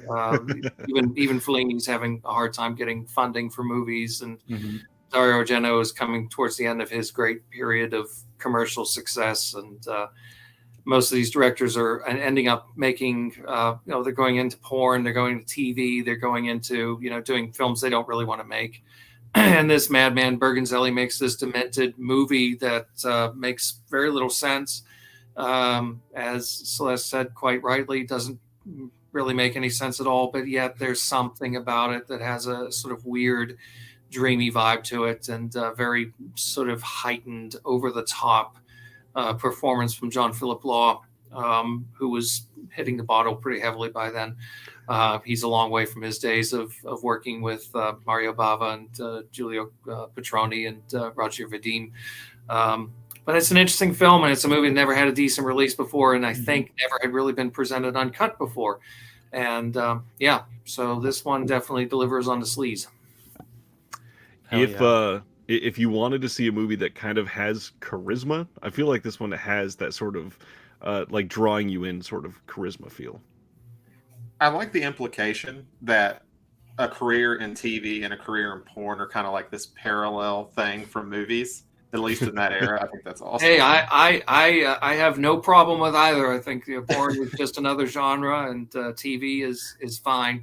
But it was a come down for a lot of these people. They were used to making films on a bigger canvas. So whether they were obliged to shoot movies in sort of grubby hotel rooms, or whether they were making movies to be made on the little TV screen, it was a come down. But if only there was some way to combine the two, maybe we should have porn. I think we should have porn on TV, honestly, but that's another story. I love the kind of backhanded compliment there. Porn is a genre, but TV's fine. It's no porn. I have to pick. Fine, I guess. I love that. Stan Geezy in the comments says, wanted to let Troy know I'm reading Splintered Visions, and it's excellent. Well, thank you. I hope you continue to feel that way as you continue reading it. I'm gonna jump to Troy for his number 4. So my number 4 is a movie that I've loved since I was a child. I saw it way too early. I'm not quite sure how this ended up, being allowed for me to watch it, but Texas Chainsaw Massacre 2, Tobe Hooper, 1986. And I avoided buying the Vinegar Syndrome release for a while because Arrow had put out a very nice set. And although most of the extras were ported over for this release, there was a wonderful disc of early Tobe Hooper films, including his first feature, Eggshells, which wasn't included. And I was like, God damn it, I can't do it. So I didn't buy it for a long time, and I finally cracked. And I'm glad I did. And they did a fantastic job with it. The transfer is gorgeous. It's such a Baroque, stylized movie. I mean, it's the end of the road for me as far as Tobe Hooper is concerned. He had a really good career from Eggshells in '69 through Texas Chainsaw Massacre 2 in '86. After that, it's just, occasional some good TV work here and there. He did an episode of The Equalizer, for example, which was very good. But his movies after that, just for the most part, weren't so good. But Texas Chainsaw Massacre 2, he did the same thing that James Whale did back in the 30s when he's kind of pressured into making a sequel to Frankenstein. I don't really want to do another Frankenstein, so I'm just going to make a movie where I'm going to make fun of it. I'm going to make it very camp. I'm going to make it very satirical. I'm going to be blasphemous and all this kind of stuff. And Tobe Hooper does the same thing. I made the scariest movie ever made. What am I supposed to do? I'll make a comedy, and a gross-out comedy at that. And unfortunately, a lot of the gore stuff is gone. We'll never get to see it except for really rough VHS kind of form. But it's a brilliant movie, great kind of commentary on consumerism and yuppiedom in Reagan America. So it's a movie I have a lot of affection for. I love this damn movie. It is just amazing. So much has been said about this. And I'll say the big thing about the release, it is overwhelming to a point to flip over that disc and see the solid wall of special features that are on that disc. Multiple commentary tracks, featurettes out the wazoo. Everything you ever wanted to know about this movie is in there. It's kind of like the Fright Night, special edition, especially with the You're So Cool, Brewster documentary. Like there's nothing else you need to know after you've absorbed all of this. You've learned everything. Solid pick. Wow, we're in top 3 already. Let me jump to Erica to kick us off. All right, now getting into self-promotion time. Couple movies that we have covered on the Unsung Horrors podcast. First is Blood Delirium. If you Italian horror, if you love in that genre, I'm not saying this is anywhere near the level of, upper tier like Fulci or Bava or Argento, but it is pure nonsense. It's a tortured artist with a necrophile servant, and it has some very overdramatic moments in it as well. And it's just out there and so much fun, and everything that I love about that little sliver of time where the peak, the heyday is kind of past, and we're in like that mid to late 80s range, and it's starting to get a little bit rough. And then you find stuff like this and you're like, yes, this is why I love Italian horror, because it makes no sense and it's so much fun for that. I'm glad we had a crossover there. I will say that their episode of Unsung Horrors on that film is really good. So just to back up her plug there, we love Erica here, and that's a great podcast, and that is specifically a really good episode. So I agree. Zach, let's get into number 3 then. Well, Celeste set me up good because she mentioned Bergman. So I'm going to bring up Thriller, A Cruel Picture, who worked with Bergman, I think, twice. Persona and Hour of the Wolf, I know for sure. And the reason it's even worth bringing up is because, weirdly, when I first watched it, and it's been a while, and I got to re-experience it when I bought their set, really beautiful, like, looking movie, minus the porn in certain parts. But, a lot of the cinematography is really well shot. It has such a beauty to it that you don't really expect as much from the genre. I think if I had to compare it to something, it would be like Female Prisoner Scorpion. I know I mixed those words up. The second one, Jailhouse, which also has like this beautiful like autumn sequence with the leaves and everything else, which this one does as well. Just a great release. Like it was really. They have the what do you call it? The R-rated cut? They call her One Eye. Is that R-rated? I'm not even sure if think it is. But I the believe alternate it is. cut. It's like the American cut, right? Yeah. Is that how they Okay. describe it? Yeah. Yeah, this is a good one. Another one that obviously had its fair share of Synapse controversy when it was released, or at least announced. But it is a solid release, and you know it was so sought after that. Not only had Synapse been releasing theirs, and you know had it out for a couple months, but this still sold out that first weekend. Like this is crazy numbers of sales for this, and obviously the standard is still there. But to sell out of I think it's a 4-disc set, 2 4Ks, 2 Blu-rays, massive, incredibly expensive set. That is crazy to show how many people have been after this movie for so long. And I just want to shout out like the customer service. Actually, the copy I got after they had sold out was the outside box was partially destroyed, and I was like, I'll email them and see what happens. They got me a new box out in like a day. Wow. I had it, so that was great. That was a very good experience of what could have been a really bad time. Nice. Michael Smith has a question for you, Troy. Any chance your book on Bava will ever get back in print? I don't have $1,000 laying around for the out of print version. Send me $999 in his door. I would love to put it back. I would love to get another crack at it and do it better. At this point, I feel I could do better with it, but I've already had 2 versions of it out now, so that might be pushing my luck a little bit. As far as I know, it is the revised version through Midnight Marquee is still available on Amazon. I don't know how their listings work though, but if you search, you might be able to find it. Nobody should spend $1,000 on that book, let me assure you. But you know, it's one that I would dearly love to revisit at some point. So maybe down the line. Celeste, what's your number 3? My number 3. So I've just been super into the like recent Hong Kong stuff that's been going on. I tried not to make the whole list, all that stuff that's been coming out. I tried to kind of pick ones that I don't hear as much about, just to kind of put the spotlight on them for a little bit. But this film here, The Iceman Cometh, I loved so much. This is another one that I've talked about a few times, but it's just like this really interesting and unique kind of. It's bookended by these sort of snowy wuxia segments, as like you would expect from the marketing and the artwork and stuff like that. But what I keep telling people, and they don't seem to quite believe me, but I assure you it's true. Like the entire second act of this film is just like screwball comedy, like set in like modern day Hong Kong. And it's a blast, and I love it. Like there's a lot of really kind of enlightening and sort of interesting comments on like Hong Kong gender dynamics going on here.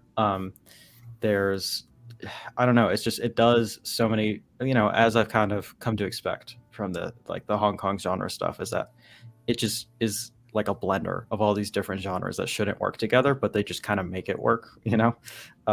Like you just got like really high fantasy martial arts stuff, and then you get screwball, and then you get a little bit more of the martial arts stuff, and then there's like some horror bits. Like the villain in this is really nasty and does some really horrific stuff, and then it's back to like gender hijinks and stuff, you know? And it's just like, I just love this film a lot. And Sam Deegan, who I'm a huge fan of, does a commentary on this that is really great too. So yeah, big fan of this one for sure. Are the other 2 of you, are you into the Asian films as much? I don't think I've heard Troy talk about stuff like Iceman Cometh very much. I've not seen that one, although I am a big fan of a lot of, especially the South Korean films of recent years. Park Chan-wook and Bong Joon-ho. I'm a big fan of them, especially Park Chan-wook. I love his films.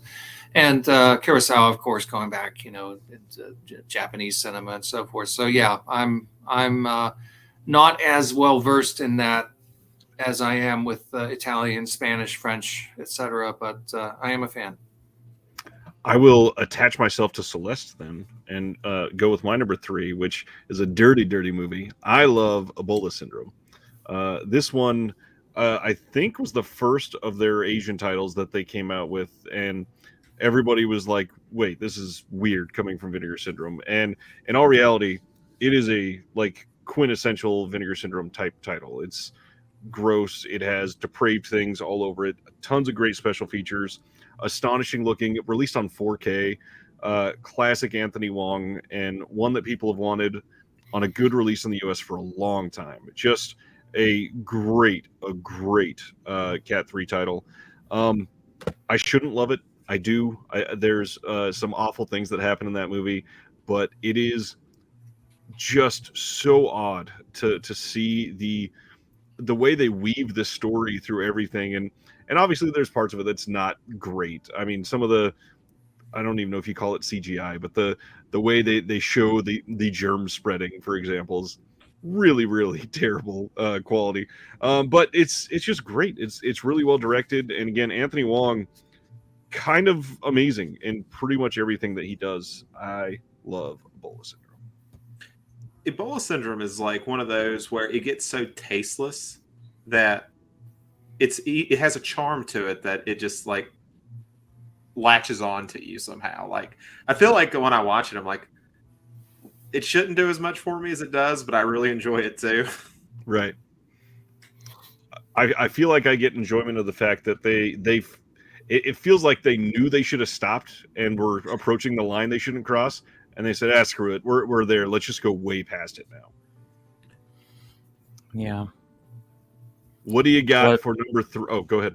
Oh, I was just going to say what Planet Mondo said is the reason I've been hesitant to watch it. That's kind of a hard line for me, and I really like to at least have options to cut around that sort of thing. But yeah, I know I got to see it eventually. Like, I don't remember specifically on what release it was, but one of these titles had an Anthony Wong interview where he was kind of saying that he doesn't like most of the like really exploitative stuff that he did, but then they asked him his favorite film he did. He's like, "Oh, Ebola Syndrome. That shit rips." I was just like, okay. So he's like, "Yeah, we really took the piss with that one." I was just like, "All right, I kind of need to see it," you know.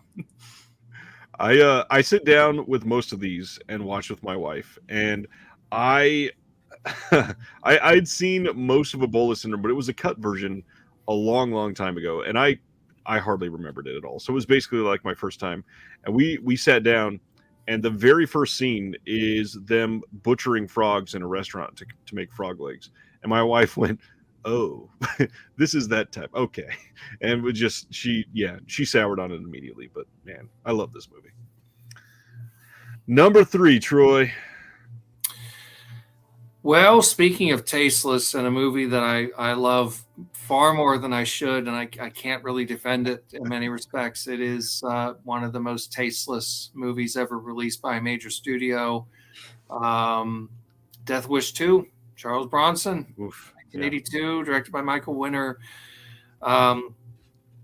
It's funny, Death Wish 3 is the one that Charles Bronson said, "I'm never working with Michael Winner again." I don't know what offended him about 3 that wasn't in 2, because 2 is a lot worse in terms of leering, tasteless exploitation, rape scenes that just go on and on and on. And it's a funny thing. It's almost like, the first film came out in 1974 and was a big hit. And of course, a lot of the critics excoriated it, tore it apart because they thought it was a kind of fascist movie, which it isn't really. I think it's a lot more complex than a lot of people gave it credit for.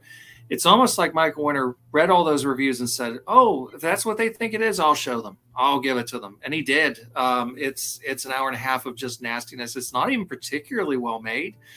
But I love it. I love Charles Bronson and his knit cap going around, shooting up thugs on the street, and the sort of funky Jimmy Page soundtrack, a pointless Anthony Franciosa cameo, and sequences that are just beyond tasteless. And yet I love the film dearly.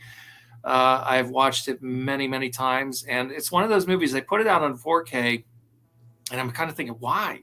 it's not well shot. It's really it's not a particularly good looking movie, and yet I bought it right away.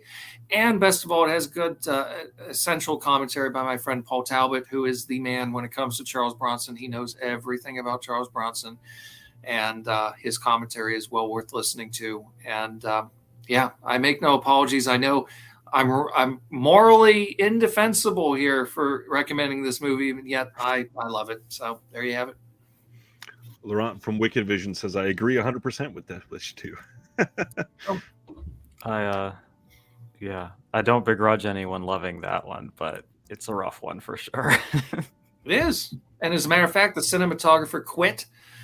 They spent like a week shooting the one rape scene. Yeah. Totally insane. I mean, there's no justification for it whatsoever. The cinematographer quit. His crew left with them. They had to get a new camera crew in. It is what it is. It is everything they said the first film was, and it wasn't. And then the third one turns into a complete cartoon. It's just wonderfully over the top, and you couldn't possibly get offended by that one because it's just so ludicrous. But the second one is pretty nasty. Yeah. Troy, Damien also says, want to say hi to Troy. It's Damien from the old DVD Maniacs days. Oh. And a Vinegar Syndrome favorite is Corruption. I remember Damien. Hello. All right. We are down to the top 2. Let me share Erica's, and then we will jump right in. Another late 80s Italian horror that we covered on the podcast. We do love that. It's Primal Rage. I think a lot of people wrote this one off as 28 Days Later light, and I would argue that this is 1,000 times better than 28 Days Later, because Italians know how to have fun with movies, and this is such a party movie. Put this on during a Halloween party and people look over every now and then, be like, what the fuck is going on there? It's a really great Halloween party in this film. Some effects by Carlo Rambaldi are in this. Italian horror fans, if you don't own this movie, who are you? This is a fairly new one. Has everybody gotten a chance to see Primal Rage yet? Hell yeah. Primal Rage kicks ass. I just reviewed it on the channel like last week or something. Yeah, it's really good. Zach, have you seen this one yet? I have not. So yeah, I'm inching closer to, because I said I was going to skip the sale, and now I'm to the point like, what could I dip at a savings and see what I can get this. Yeah. Yeah. Nothing irresponsible about that. My savings isn't for emergencies. It's so I can, when sales come, I can justify it. This is an emergency. This is an emergency. Yeah, obviously. Troy, what do you think of Primal Rage? Yeah, it's a fun one. I don't think it's better than 28 Days Later, but I do think it's a fun movie. It's one of 2 movies that were done back to back. The same producer had involved Umberto Lenzi. And Lenzi ended up, he wanted to direct this one, but they wanted him to direct another film instead called Nightmare Beach, which he wasn't happy about doing, and made sure everybody knew that. Although Nightmare Beach is not without its charms as well. I think it's actually Carlo Rambaldi's son ended up directing Primal Rage, and yeah, I mean, it's kind of like the Demons films. It's just one of those sort of 80s Italian horror films. It's all gore, prosthetic effects. It's a celebration of prosthetic effects and very flimsy characterizations. And yeah, it's fun. It's fun. Viva la Italia. Amen. I'm curious if Nightmare Beach is ever going to happen. Everybody's always begging for that. Kino? Was it Kino? Or I think Kino put it out on Blu-ray. So, I mean, it's out. Mm-hmm. Or I'm thinking of the other one. Blood Beach is the one I'm thinking of. Sorry. Oh, Blood Beach. Oh, yeah. Well, I think there's a rights issue with that one. Yeah. Maybe. Too many similar titles. Zach, let's go top 2, my friend. All right. So I wasn't going to get through any type of top 10 list where a label has a Stephanie Rothman film. So number 2 is going to be Terminal Island. It's not anywhere close to my favorite of hers. I think Velvet Vampire is like the greatest vampire movie ever made. Terminal Island is still like a really good women in prison movie in its own sort of, I guess, deconstructed way. Like that's one thing I like about Rothman a lot is it never felt like she was purposely deconstructing, but I think it came very naturally, and this was kind of another example of that. I think it's got a good cast. I like how methodical the movie is at times about taking its time when it needs to. Just a good release too. The 4K looks great. So yeah, had to at least shout out Rothman once through this. I love Terminal Island. This is one that would have been on my like very, very short, super honorable mention list. This is one that they released it, and I went, first of all, this has never looked this good, and second, why does this look this good? It absolutely should not. This movie is probably one of like the highest quality films in the Vinegar Syndrome roster, in my opinion. And if they really, really want to like do Vinegar Syndrome, also be a solid. Velvet Vampire should not be out of print by any definition. Please restore it. Please. It would look great on 4K. Everybody loves that movie. How did that get stuck behind only 1,000 copies from the Shout website? It's just a Roger Corman thing. You can't make more than 1,500 copies of Roger Corman at Shout for some reason. I don't know why. They're doing the lesbian vampire community real dirty with that one. Gotta help. I mean, I feel attacked. I'm not even in that community, so I can only imagine. You can be an ally. Yeah. Any other fans of Terminal Island? I've not seen it. Troy likes it. Good. I like Stephanie. Yeah. Again, yeah, it'd be nice to get more from Stephanie Rothman for sure. Celeste, what do you got for us? Number 2 is my other Hong Kong title that I picked. Ryan, I feel like you're gonna know what I'm about to pull, but it's Burning Paradise. Yeah. This shit fucking slaps. It's so good. Like, I'm like very much a martial arts noob for sure. Like, I haven't really gotten into like the good stuff. Obviously, it's such an influential genre that I see just how much it is embedded in like every action film ever made. Like, you know, so I see the fingerprints of it in films that I have seen, but I haven't really gone back and watched, you know, the real shit. And Vinegar Syndrome has kind of sparked me to do that, as well as Arrow. Like, there's a bit of a martial arts renaissance going on home video right now, and I'm like really here for it. But this one, when I got this one, I was like, this is like the coolest shit. This is like my favorite martial arts film I've ever seen. It is so dark and violent and funny and wild, and I don't know. It's like a prison film. It's like a gothic horror film. It's a martial arts film. It's like everything you could want in a movie, all right here. It's so good. And another shout out to the GOAT, Sam Teagan, who I love, who does the commentary on this. And I saw that Frank Zhang is doing the commentary on the Region B release of this, and I love him a lot too. And I'm just like, damn it, am I gonna have to buy both of them because I want to listen to that, you know? So to give slightly more respect, I want to get it twice.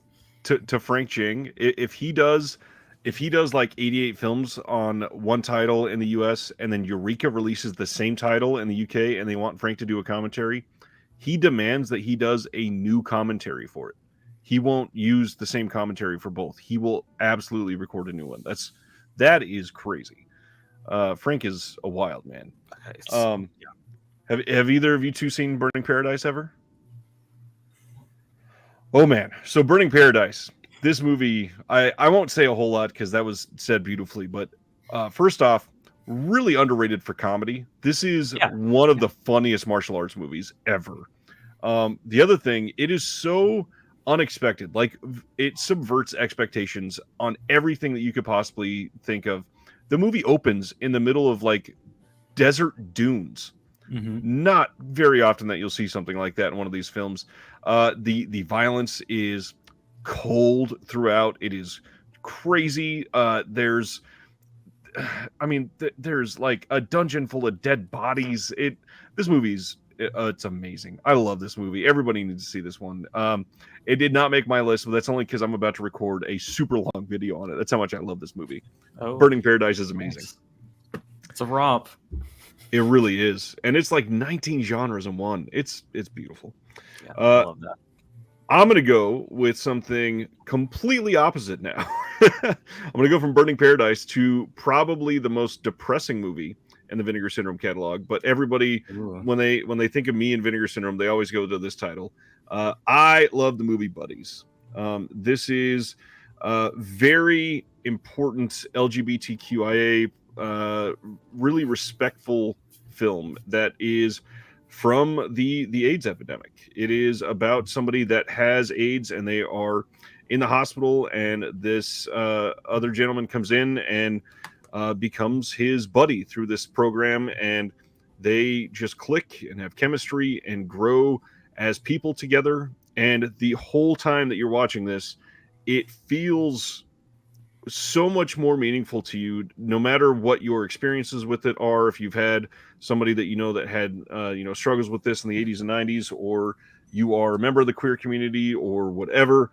And one of the reasons it feels so personal is the director had AIDS and passed away shortly after this movie came out. And it is just an undeniably important film, and incredibly depressing when you place yourself in the position of the characters in this movie. It is a perfect bastion for empathy. It is a wonderful way to really approach something that could push your boundaries. If you've never dove into something like this in cinema, I love Buddies. It is incredibly important.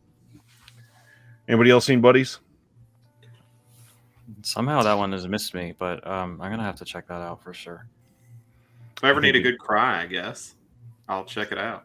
Yeah. Yeah, I think you'd both enjoy it. Well, yeah. All right, Troy, number 2. Well, for number 2, I can't help resist going back to Paul Naschy once again. Their 4K release of The Werewolf versus the Vampire Women, 1971. Naschy's breakout film, international success, that kind of helped to create pretty much the Spanish horror film. Multiple edits of the film included, lots of extras, a beautiful, beautiful transfer. This is one of those movies that for a long time, there was a German Blu-ray release, but there hadn't been an American Blu-ray. There had been a DVD release, which was nice for its time, but definitely room for improvement. And then this came along kind of out of nowhere. I had no idea that it was coming, so it was a very welcome surprise, and they did really well by it. I mean, it's I guess the first Naschy 4K, as far as I know, probably the only Naschy 4K so far, although I'm sure there will be more. So if you're into, again, sort of 70s Italian, Spanish, Gothic, werewolves, vampires, slow motion, kind of dreamy atmosphere, this is definitely a movie for you. I had money on this being your number 1. I guess I lost. Close. Anybody else seen this? Yeah, it's a good one. The original poster is like one of my favorite film posters ever. It's so sick. I remember I've told the story a few times, but on the strength of that poster, I wanted to seek it out and watch it, and I had to watch it on like the Roku channel in I don't know, 140p maybe. Like, it was so bad that I genuinely couldn't tell you what happened at the end of it. I was like, I guess I'll watch that. Like, I really don't know. And then that was announced, and I was like, sick, I can actually watch it now. And I did really enjoy it. I do, Gothic horror is I'm always gonna like it to some extent. There was a lot of lesbian subtext that I wish they went harder on. I'm sure you could speak to why that is more than I could, but I remember being like, "Oh, you're so close. You're almost there. Let's really get into it here." I kind of wish it went harder in the violence and the sex. Franco era Spain. And they couldn't go too far. Now, international cuts, they would do uncovered versions, so you would get bare breasts and things like that. Mm-hmm. But they were still early days. Jess Franco was pushing things a lot further, but he wasn't making movies in Spain, or if he was making them, they were officially Spanish or Belgian, mm-hmm. or not Spanish, but French, Belgian, German productions. So he could get away with that. A movie like Virus Lesbos is a German production, mm-hmm. so he was able mm-hmm. to get away with a lot of stuff in that. Baby steps. No, that's unfortunate, but that does make sense. Also, the documentary on Paul Naschy that's on that disc is really, really great. One of the better documentary extras I can think of that I've seen recently that I thought was really, really watchable, but also just really informative. Big fan of that one. Yeah, it was very good. As someone who has him as a huge blind spot, where is a good place to start? Like, is there one that's just a good place? Actually, that one's as good a place as any to start. Yeah. It's one of his earliest films that he, he's not just, just an actor. He's a screenwriter. He eventually started directing his own films, producing his own films. He's the only horror star who really wanted to be a horror star. Most of them that came before, Karloff, Lugosi, Cushing, Lee, Price, these were all actors who kind of got shanghaied into that somehow, and sometimes they weren't always necessarily thrilled about that because the attitude towards horror films was kind of negative. But Naschy wanted that, and he cultivated that for himself, and he did a long series of films, not just horror films. He did other things too, crime films, and I mentioned before some other sort of social issue movies that he made as well, even children's movies. But as far as a good spot to start, I think that one's a good one. Or maybe a slightly later movie he did called Horror Rises from the Tomb, which is part of one of the Shout Factory box sets. That's a really good one too. Okay, I will try to get on that maybe soon. See what I can get through. John Peters in the chat says Panic Beats. That was released by Good one. Mondo Macabro. Yeah, Mondo Macabro, that's a good one. He's just done so much too.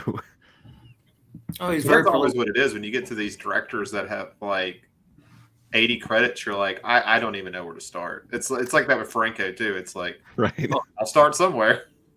80's nothing when it comes to Franco. Franco, you're into the hundreds. But to say nothing of the alternate edits too of films that there's the one version, and then there's the hardcore sex version, and then there's the alternate horror version, and there's oh my god, it's just a mess.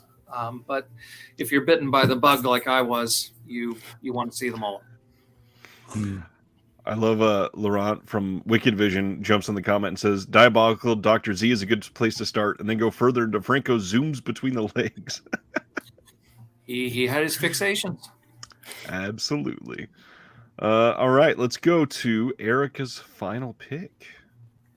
All right. And then lastly is singular self-promotion. That would be Hong Kong, Made in Hong Kong, Volume 1, the box set. This has 3 films on it: The Demon's Baby, Erotic Nightmare, and The Deadly Camp. I do like all of these movies, but I do love The Demon's Baby. A lot of that has to do with the fact that I got the chance to write an essay about it for the booklet in this, and talked a lot about the multiple genres at play in this film. And it definitely, The Demon's Baby definitely saves a lot of the fun stuff for the back end of it. But I think like once you understand what the film is and what it's going for, you can appreciate it that much more. So definitely looking forward to more Hong Kong volume box sets coming from Vinegar Syndrome, just based on this. Great artwork by Haunt Love. So shout out to him for that, and some other ones in my collection as well. And that's it for my Vinegar Syndrome picks. Thanks, y'all. Celeste, I know you got feelings on this box set. Oh, I love this box set. I almost put it in the stack, but I figured someone else would have picked it, and I wanted to kind of see if I could not get any doubles. But that was one that I was tempted to put in there. I'm a big fan of it, for sure. It's a good release. I've not been able to get through everything yet because there's a decent amount on there. But it's a nice set. And I'm glad that she was able to be a part of it. Yeah, me too. Her essay is nice really condition. good. It's a great booklet in general. Haunt Love not only did the external artwork, but he designed the whole booklet, I believe, and it is gorgeous. Like, there's so many good images in that. It's just great stuff. Haunt Love is ridiculously talented. Yeah. Yes. Zach, why don't you give us your top pick? All right, for my top pick, Troy mentioned it a little bit ago, so I didn't say anything at the time because I knew I'd talk about it here, is Texas Chainsaw Massacre 2. It's just a great, it's everything I'd want in a release. Good packaging, like really good packaging, and great special features. The movie's awesome. I have a love for slashers in general, so Texas Chainsaw Massacre 2 is my favorite second entry, which feels overly specific, but it kind of works. I always find that the second entry in a slasher franchise is always the kind of the weird one. like of how they decided to go about it. And Troy mentioned it. Hooper went in such a comedic route and did it so late. Like you think about, what was it, 86? So Friday 13th at their 5th or 6th entry.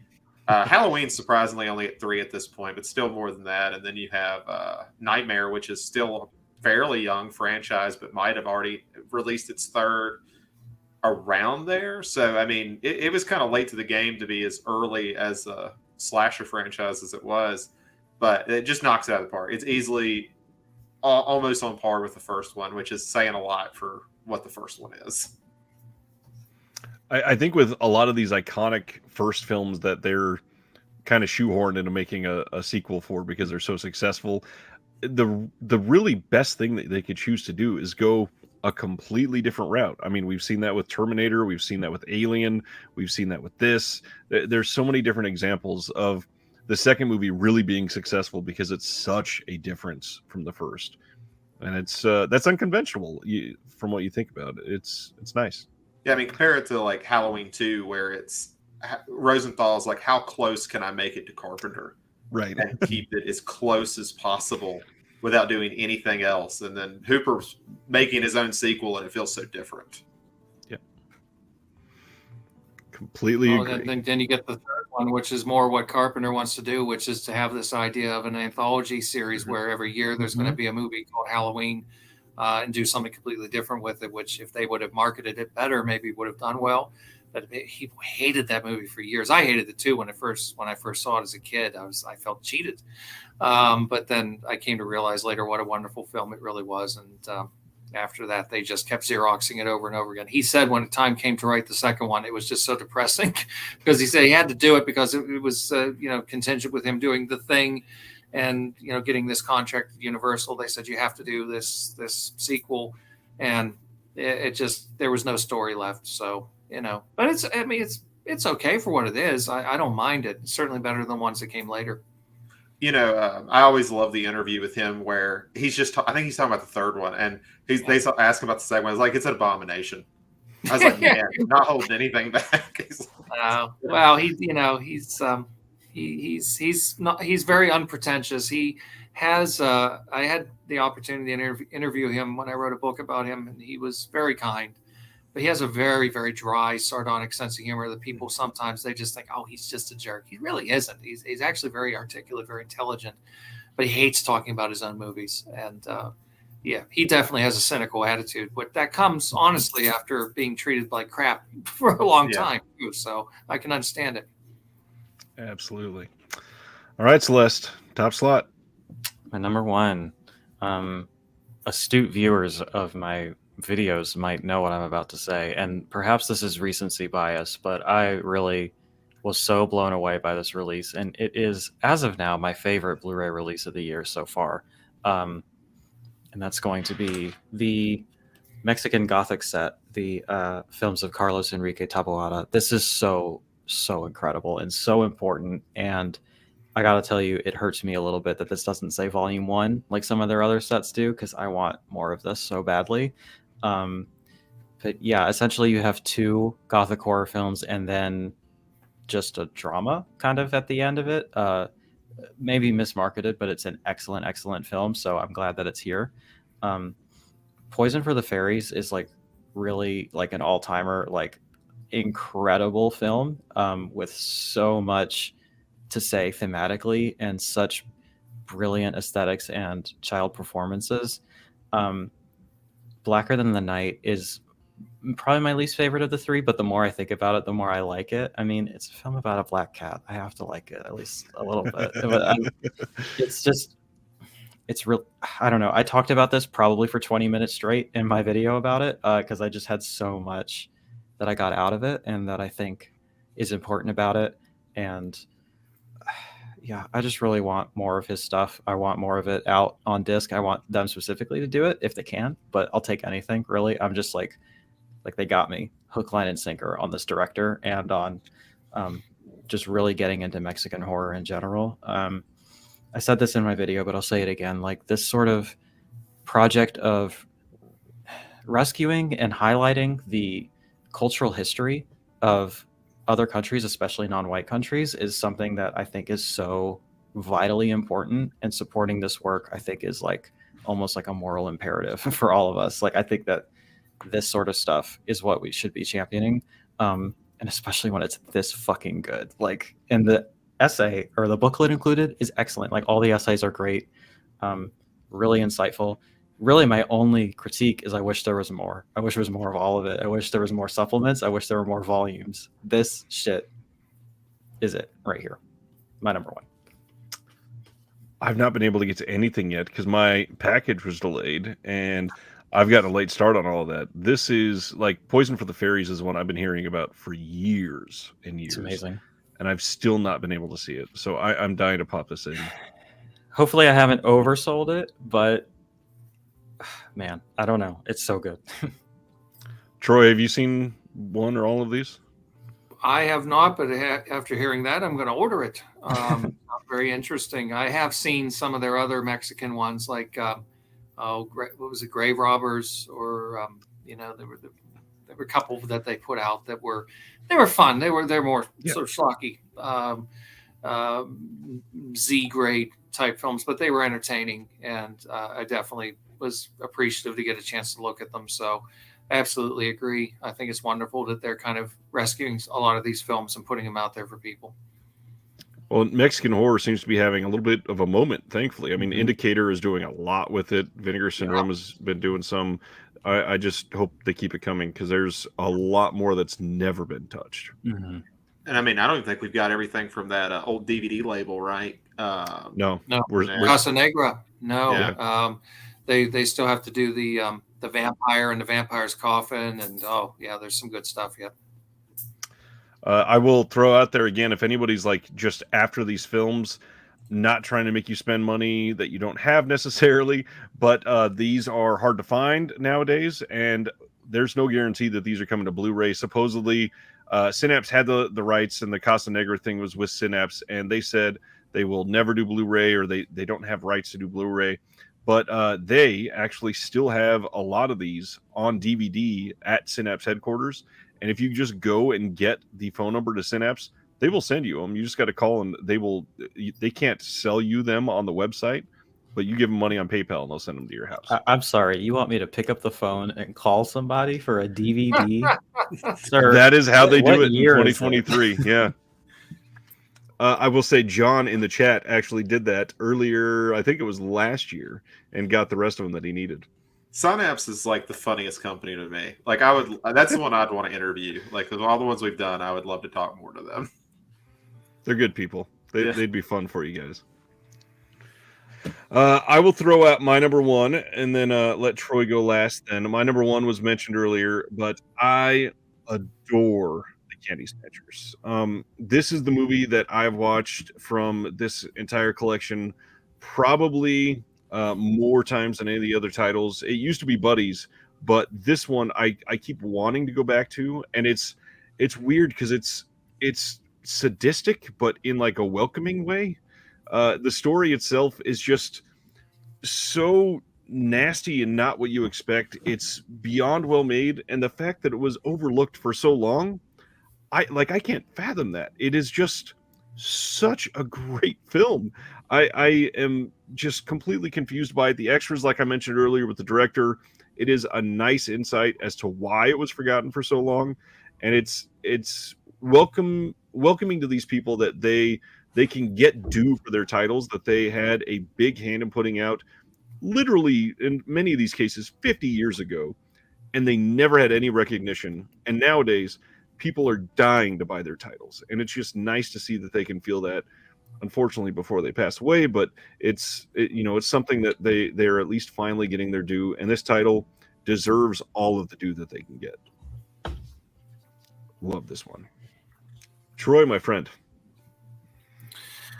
Well, my number one has already been mentioned before, but I think it bears repeating. It's a movie that I first saw under a different title on the USA Network back in the 80s. It's hard for me to believe that this movie and its companion feature used to run on network TV, Cut the Ribbons, but they ran them, and I had no idea what to make of them at the time. I didn't understand what they were at all.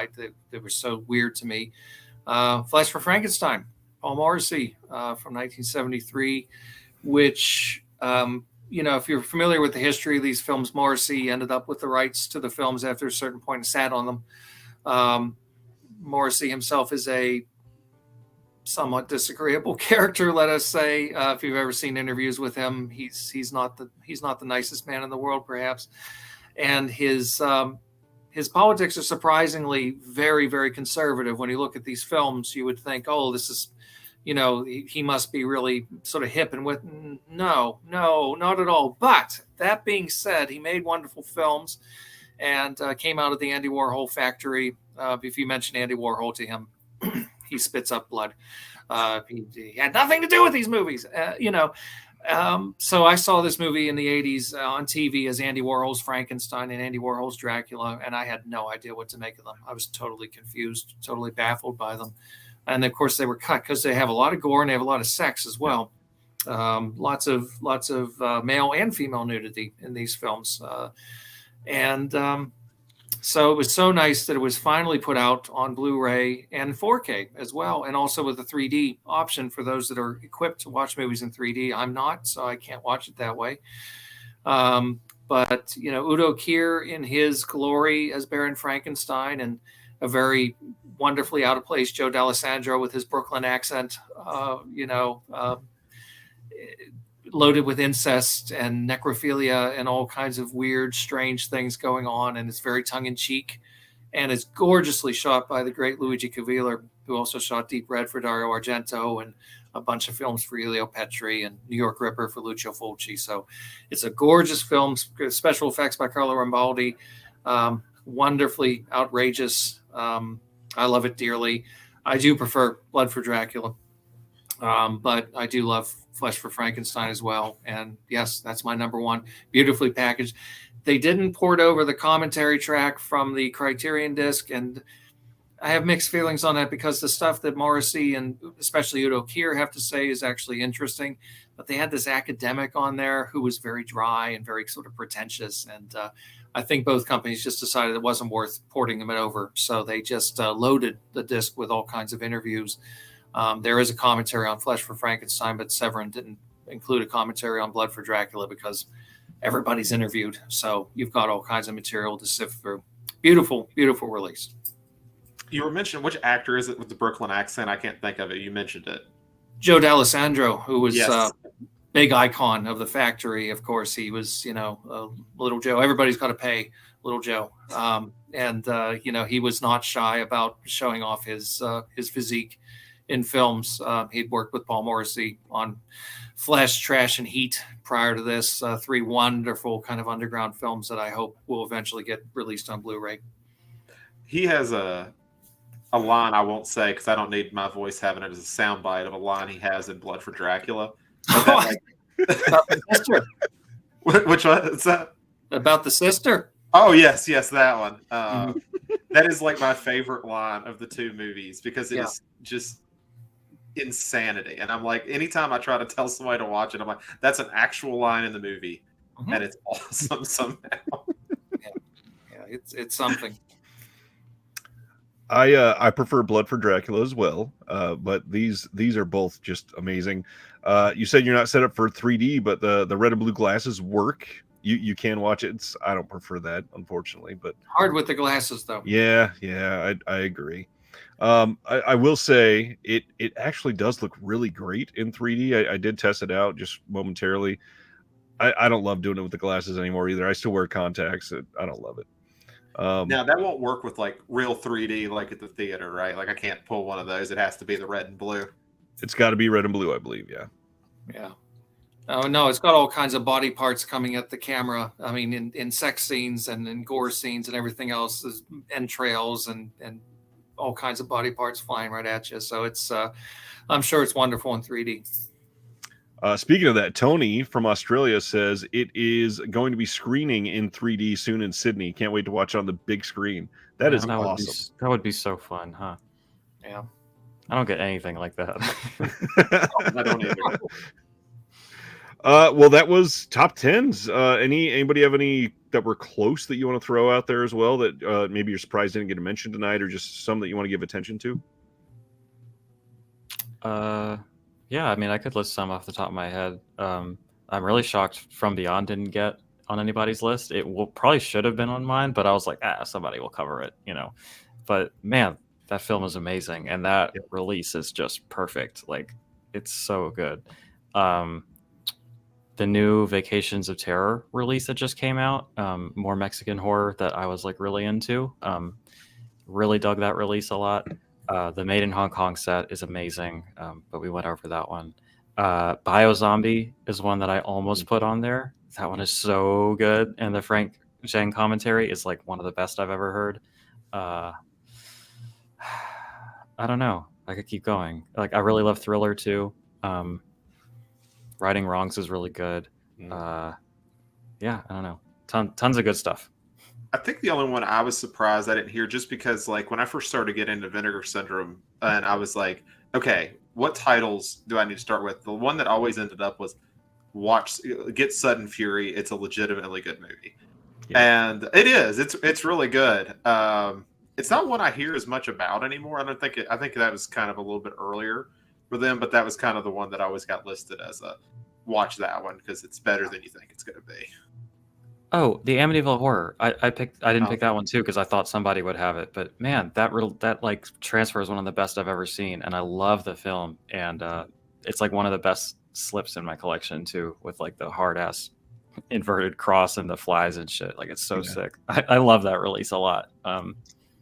Kind of a timely joke. I'm really happy that Fangoria leaned into that this week with the Chainsaw Awards and gave an award for the best Amityville for last year because there were so many Amityville films released last year. What are we at? Like 30 movies now? No, I think they're like 55. Oh my god! I thought I was overstating. Just last year there was more than 4 or 5 that were released. Yeah, I mean, that doesn't surprise me. Yeah. So ones that I thought about, I mean, Celeste mentioned The Caller, which I agree is a really wonderful kind of surprise film.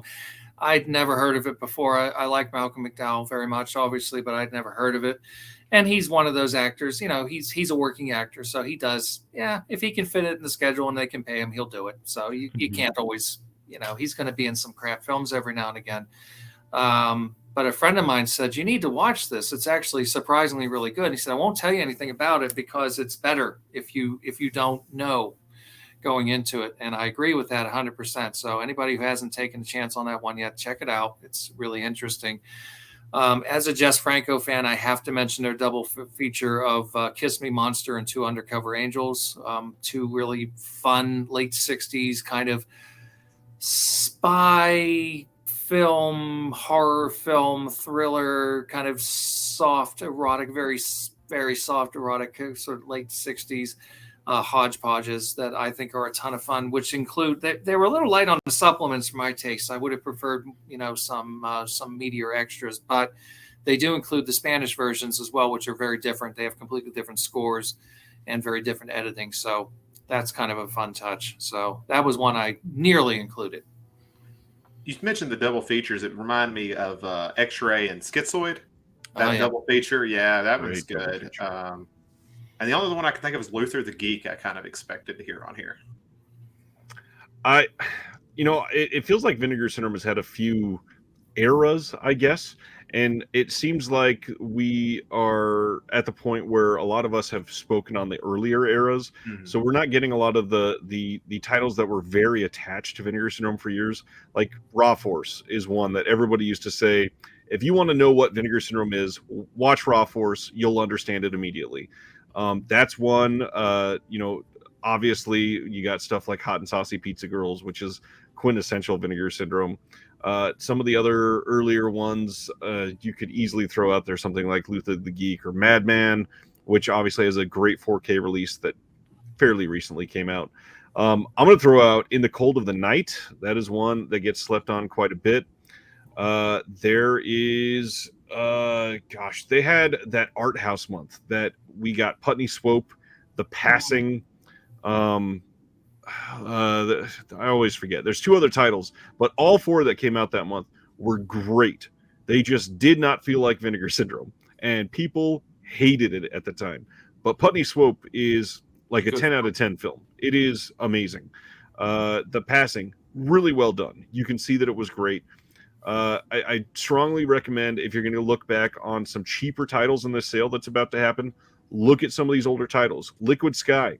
This was associated with Vinegar Syndrome for years. It's an amazing, amazing release. Unmasked Part 25. Love that movie. Solid release. Pretty damn good. Go ahead, Troy. Well, it's a more recent one, but nobody's mentioned Showgirls. Oh yeah, That's true. It's about to come out. Yeah. Yes, indeed. 4K. I'm fond of it. I mean, I know Verhoeven is a very can be a very subversive filmmaker and very satirical. I don't really think this one was really meant to be as funny as it is, but I do enjoy it. I also am a Showgirls fan, so yeah. I actually forgot they put it out. I was excited, and I don't know, it slipped my mind somehow. Yeah. Well, none of us have it yet. It doesn't. Is it not out yet? More Okay. days. That makes me feel better. I've never seen it, so I have it pre-ordered. I'm really excited. I'm like really stoked about it. To name another art house favorite, Tammy and the T-Rex is a really great film that I'm a big fan of. Talk about subversive art and a blast. I was I this fucking close love to that seeing movie. that in Philadelphia on the big screen, but we ended up going to go see Videodrome. Well, I don't think he made a bad choice. Here we go. So, excuse me. The other two titles were Night Owl and Taking Tiger Mountain. That rounded up the art house month for them. All four of those pretty damn good and very slept on. Did they put out Short Eyes? No, I don't think Who so. put that out? I can't remember. Well, I was wrong. I thought maybe they did that. Short Eyes. This was, oh gosh, limited to 15. Oh, it was a Scorpion. Oh, was it? Oh boy, I was way off. Gosh, that was 2014 September. Wow. I mean, to be frank, that almost seems ripe for a re-release if it was one of the super limited ones. True. Probably could do a lot better with that. This has been amazing. Thanks for all the wonderful recommendations for everybody. I will give everybody a chance to share where people can find you and what's going on with you. So, Zach, why don't you share that first? Oh, of course, as you're walking away. Okay, let's go to Celeste. I'll take the torch there, as it were. My name is Celeste de la Cabra. You can find me here on youtube.biz and on Letterboxd, TikTok, all sorts of places. Come hang out on my channel. We're very, very close to 1,000 subscribers, which is, kind of been the long-term goal. So if you liked what you saw here, you'll almost certainly like it over there too. We're really big on thoughtful and entertaining analysis on cult and art house films, and definitely a special focus on Vinegar Syndrome and the titles that they put out and their abundance of partner labels as well. So yeah, that's kind of my sales pitch. Yeah, we'd love to have you over there, and hope to see you there. And if you liked what you saw from Celeste tonight, it'll be even better probably tomorrow, as we're all excited as the sale goes live. Jeremy is going to be on for Reconnected tomorrow, and then Celeste will be joining us for the Vinegar Syndrome part, and it's going to be a killer night. So come hang out with all of us. Yeah. Zach, my friend, tell us what's going on with you and what's going on with the podcast right now. You are on mute, my friend. Oh, no. The cat. The black cat. You are still on mute, Zach. Zachary K. Bryant, you are on mute. Yeah, of course I am. Thank you. Yes, so there was that one who has been making a ton of noise. I apologize, but there he was. That was Simon. So you can find us on They Live by Film. We're close to hitting our 100th episode. I think we're planning to do something for that, but really, if you just want to hear me complain about French New Wave films, that's typically what I do over there. So if you like those, I apologize. There are two other people who really like them, though, so go listen to them. They're a lot nicer about it than I am. We have a YouTube channel, which we've recently started, where we're kind of still experimenting with the type of stuff we want to do over there. So check us out. It's All They Live by Film on YouTube, and I think we have a Twitter account, but I'm not on Twitter, so pretty sure we do. What a solid assessment of the podcast. I love it. Yeah. Troy, my friend, tell us what's going on for you. I do not have a podcast or a channel or anything like that, which I'm sure many people are very grateful for. I am, well, my social media is limited to Facebook. I'm on Facebook far too much. So I'm not on anything else because it takes enough of my time away.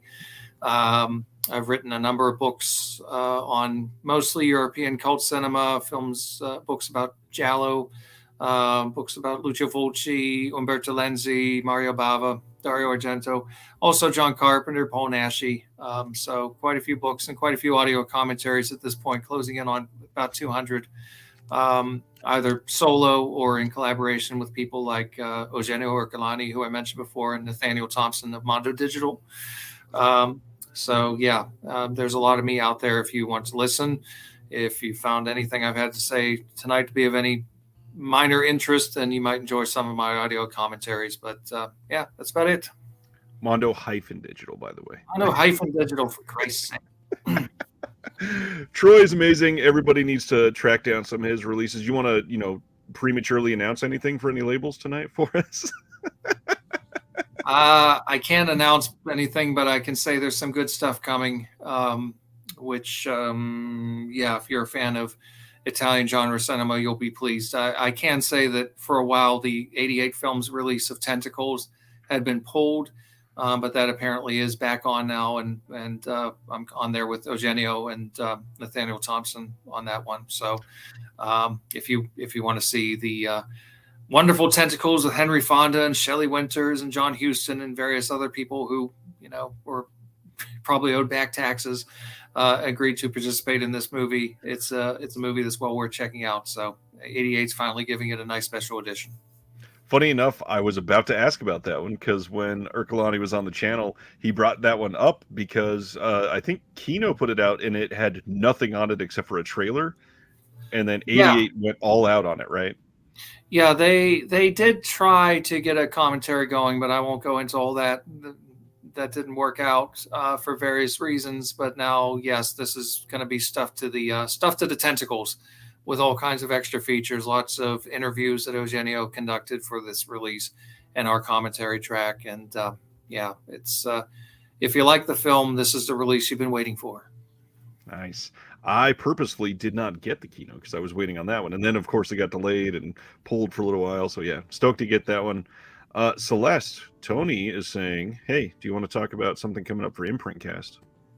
Yeah, we're going to be doing an episode talking about their big giant box of The Wicker Man, which is my all-time favorite film. And we're going to be talking about all the supplements on that, doing a little bit of analysis of the film itself. Yeah, I'm really looking forward to it. He reached out to me and I was like, hell fucking yeah, I'll talk about The Wicker Man. It's like, it's my favorite. Of course I'll do that, So yeah, I'm very excited about that. Awesome. I will throw out there, if anybody that is watching has not paid attention to this channel before, you're new here, thank you for hanging out. Please subscribe, obviously. But if you enjoy all the film conversation like this, we've got a pretty incredible Patreon. We've got a really nice Discord associated with it. I think that it's pretty damn welcoming and something that I literally live to be a part of nowadays. It keeps me going way more than I would like to admit. So check out the link for that in the description below. Other than that, thank you to everybody here. This has been literally amazing. I appreciate you all. And we will see you all tomorrow live for Reconnected, and then live as the Vinegar Syndrome sale goes live, and we'll discuss all of the brand new titles. All that to say, have a good night, and we'll see you all next time.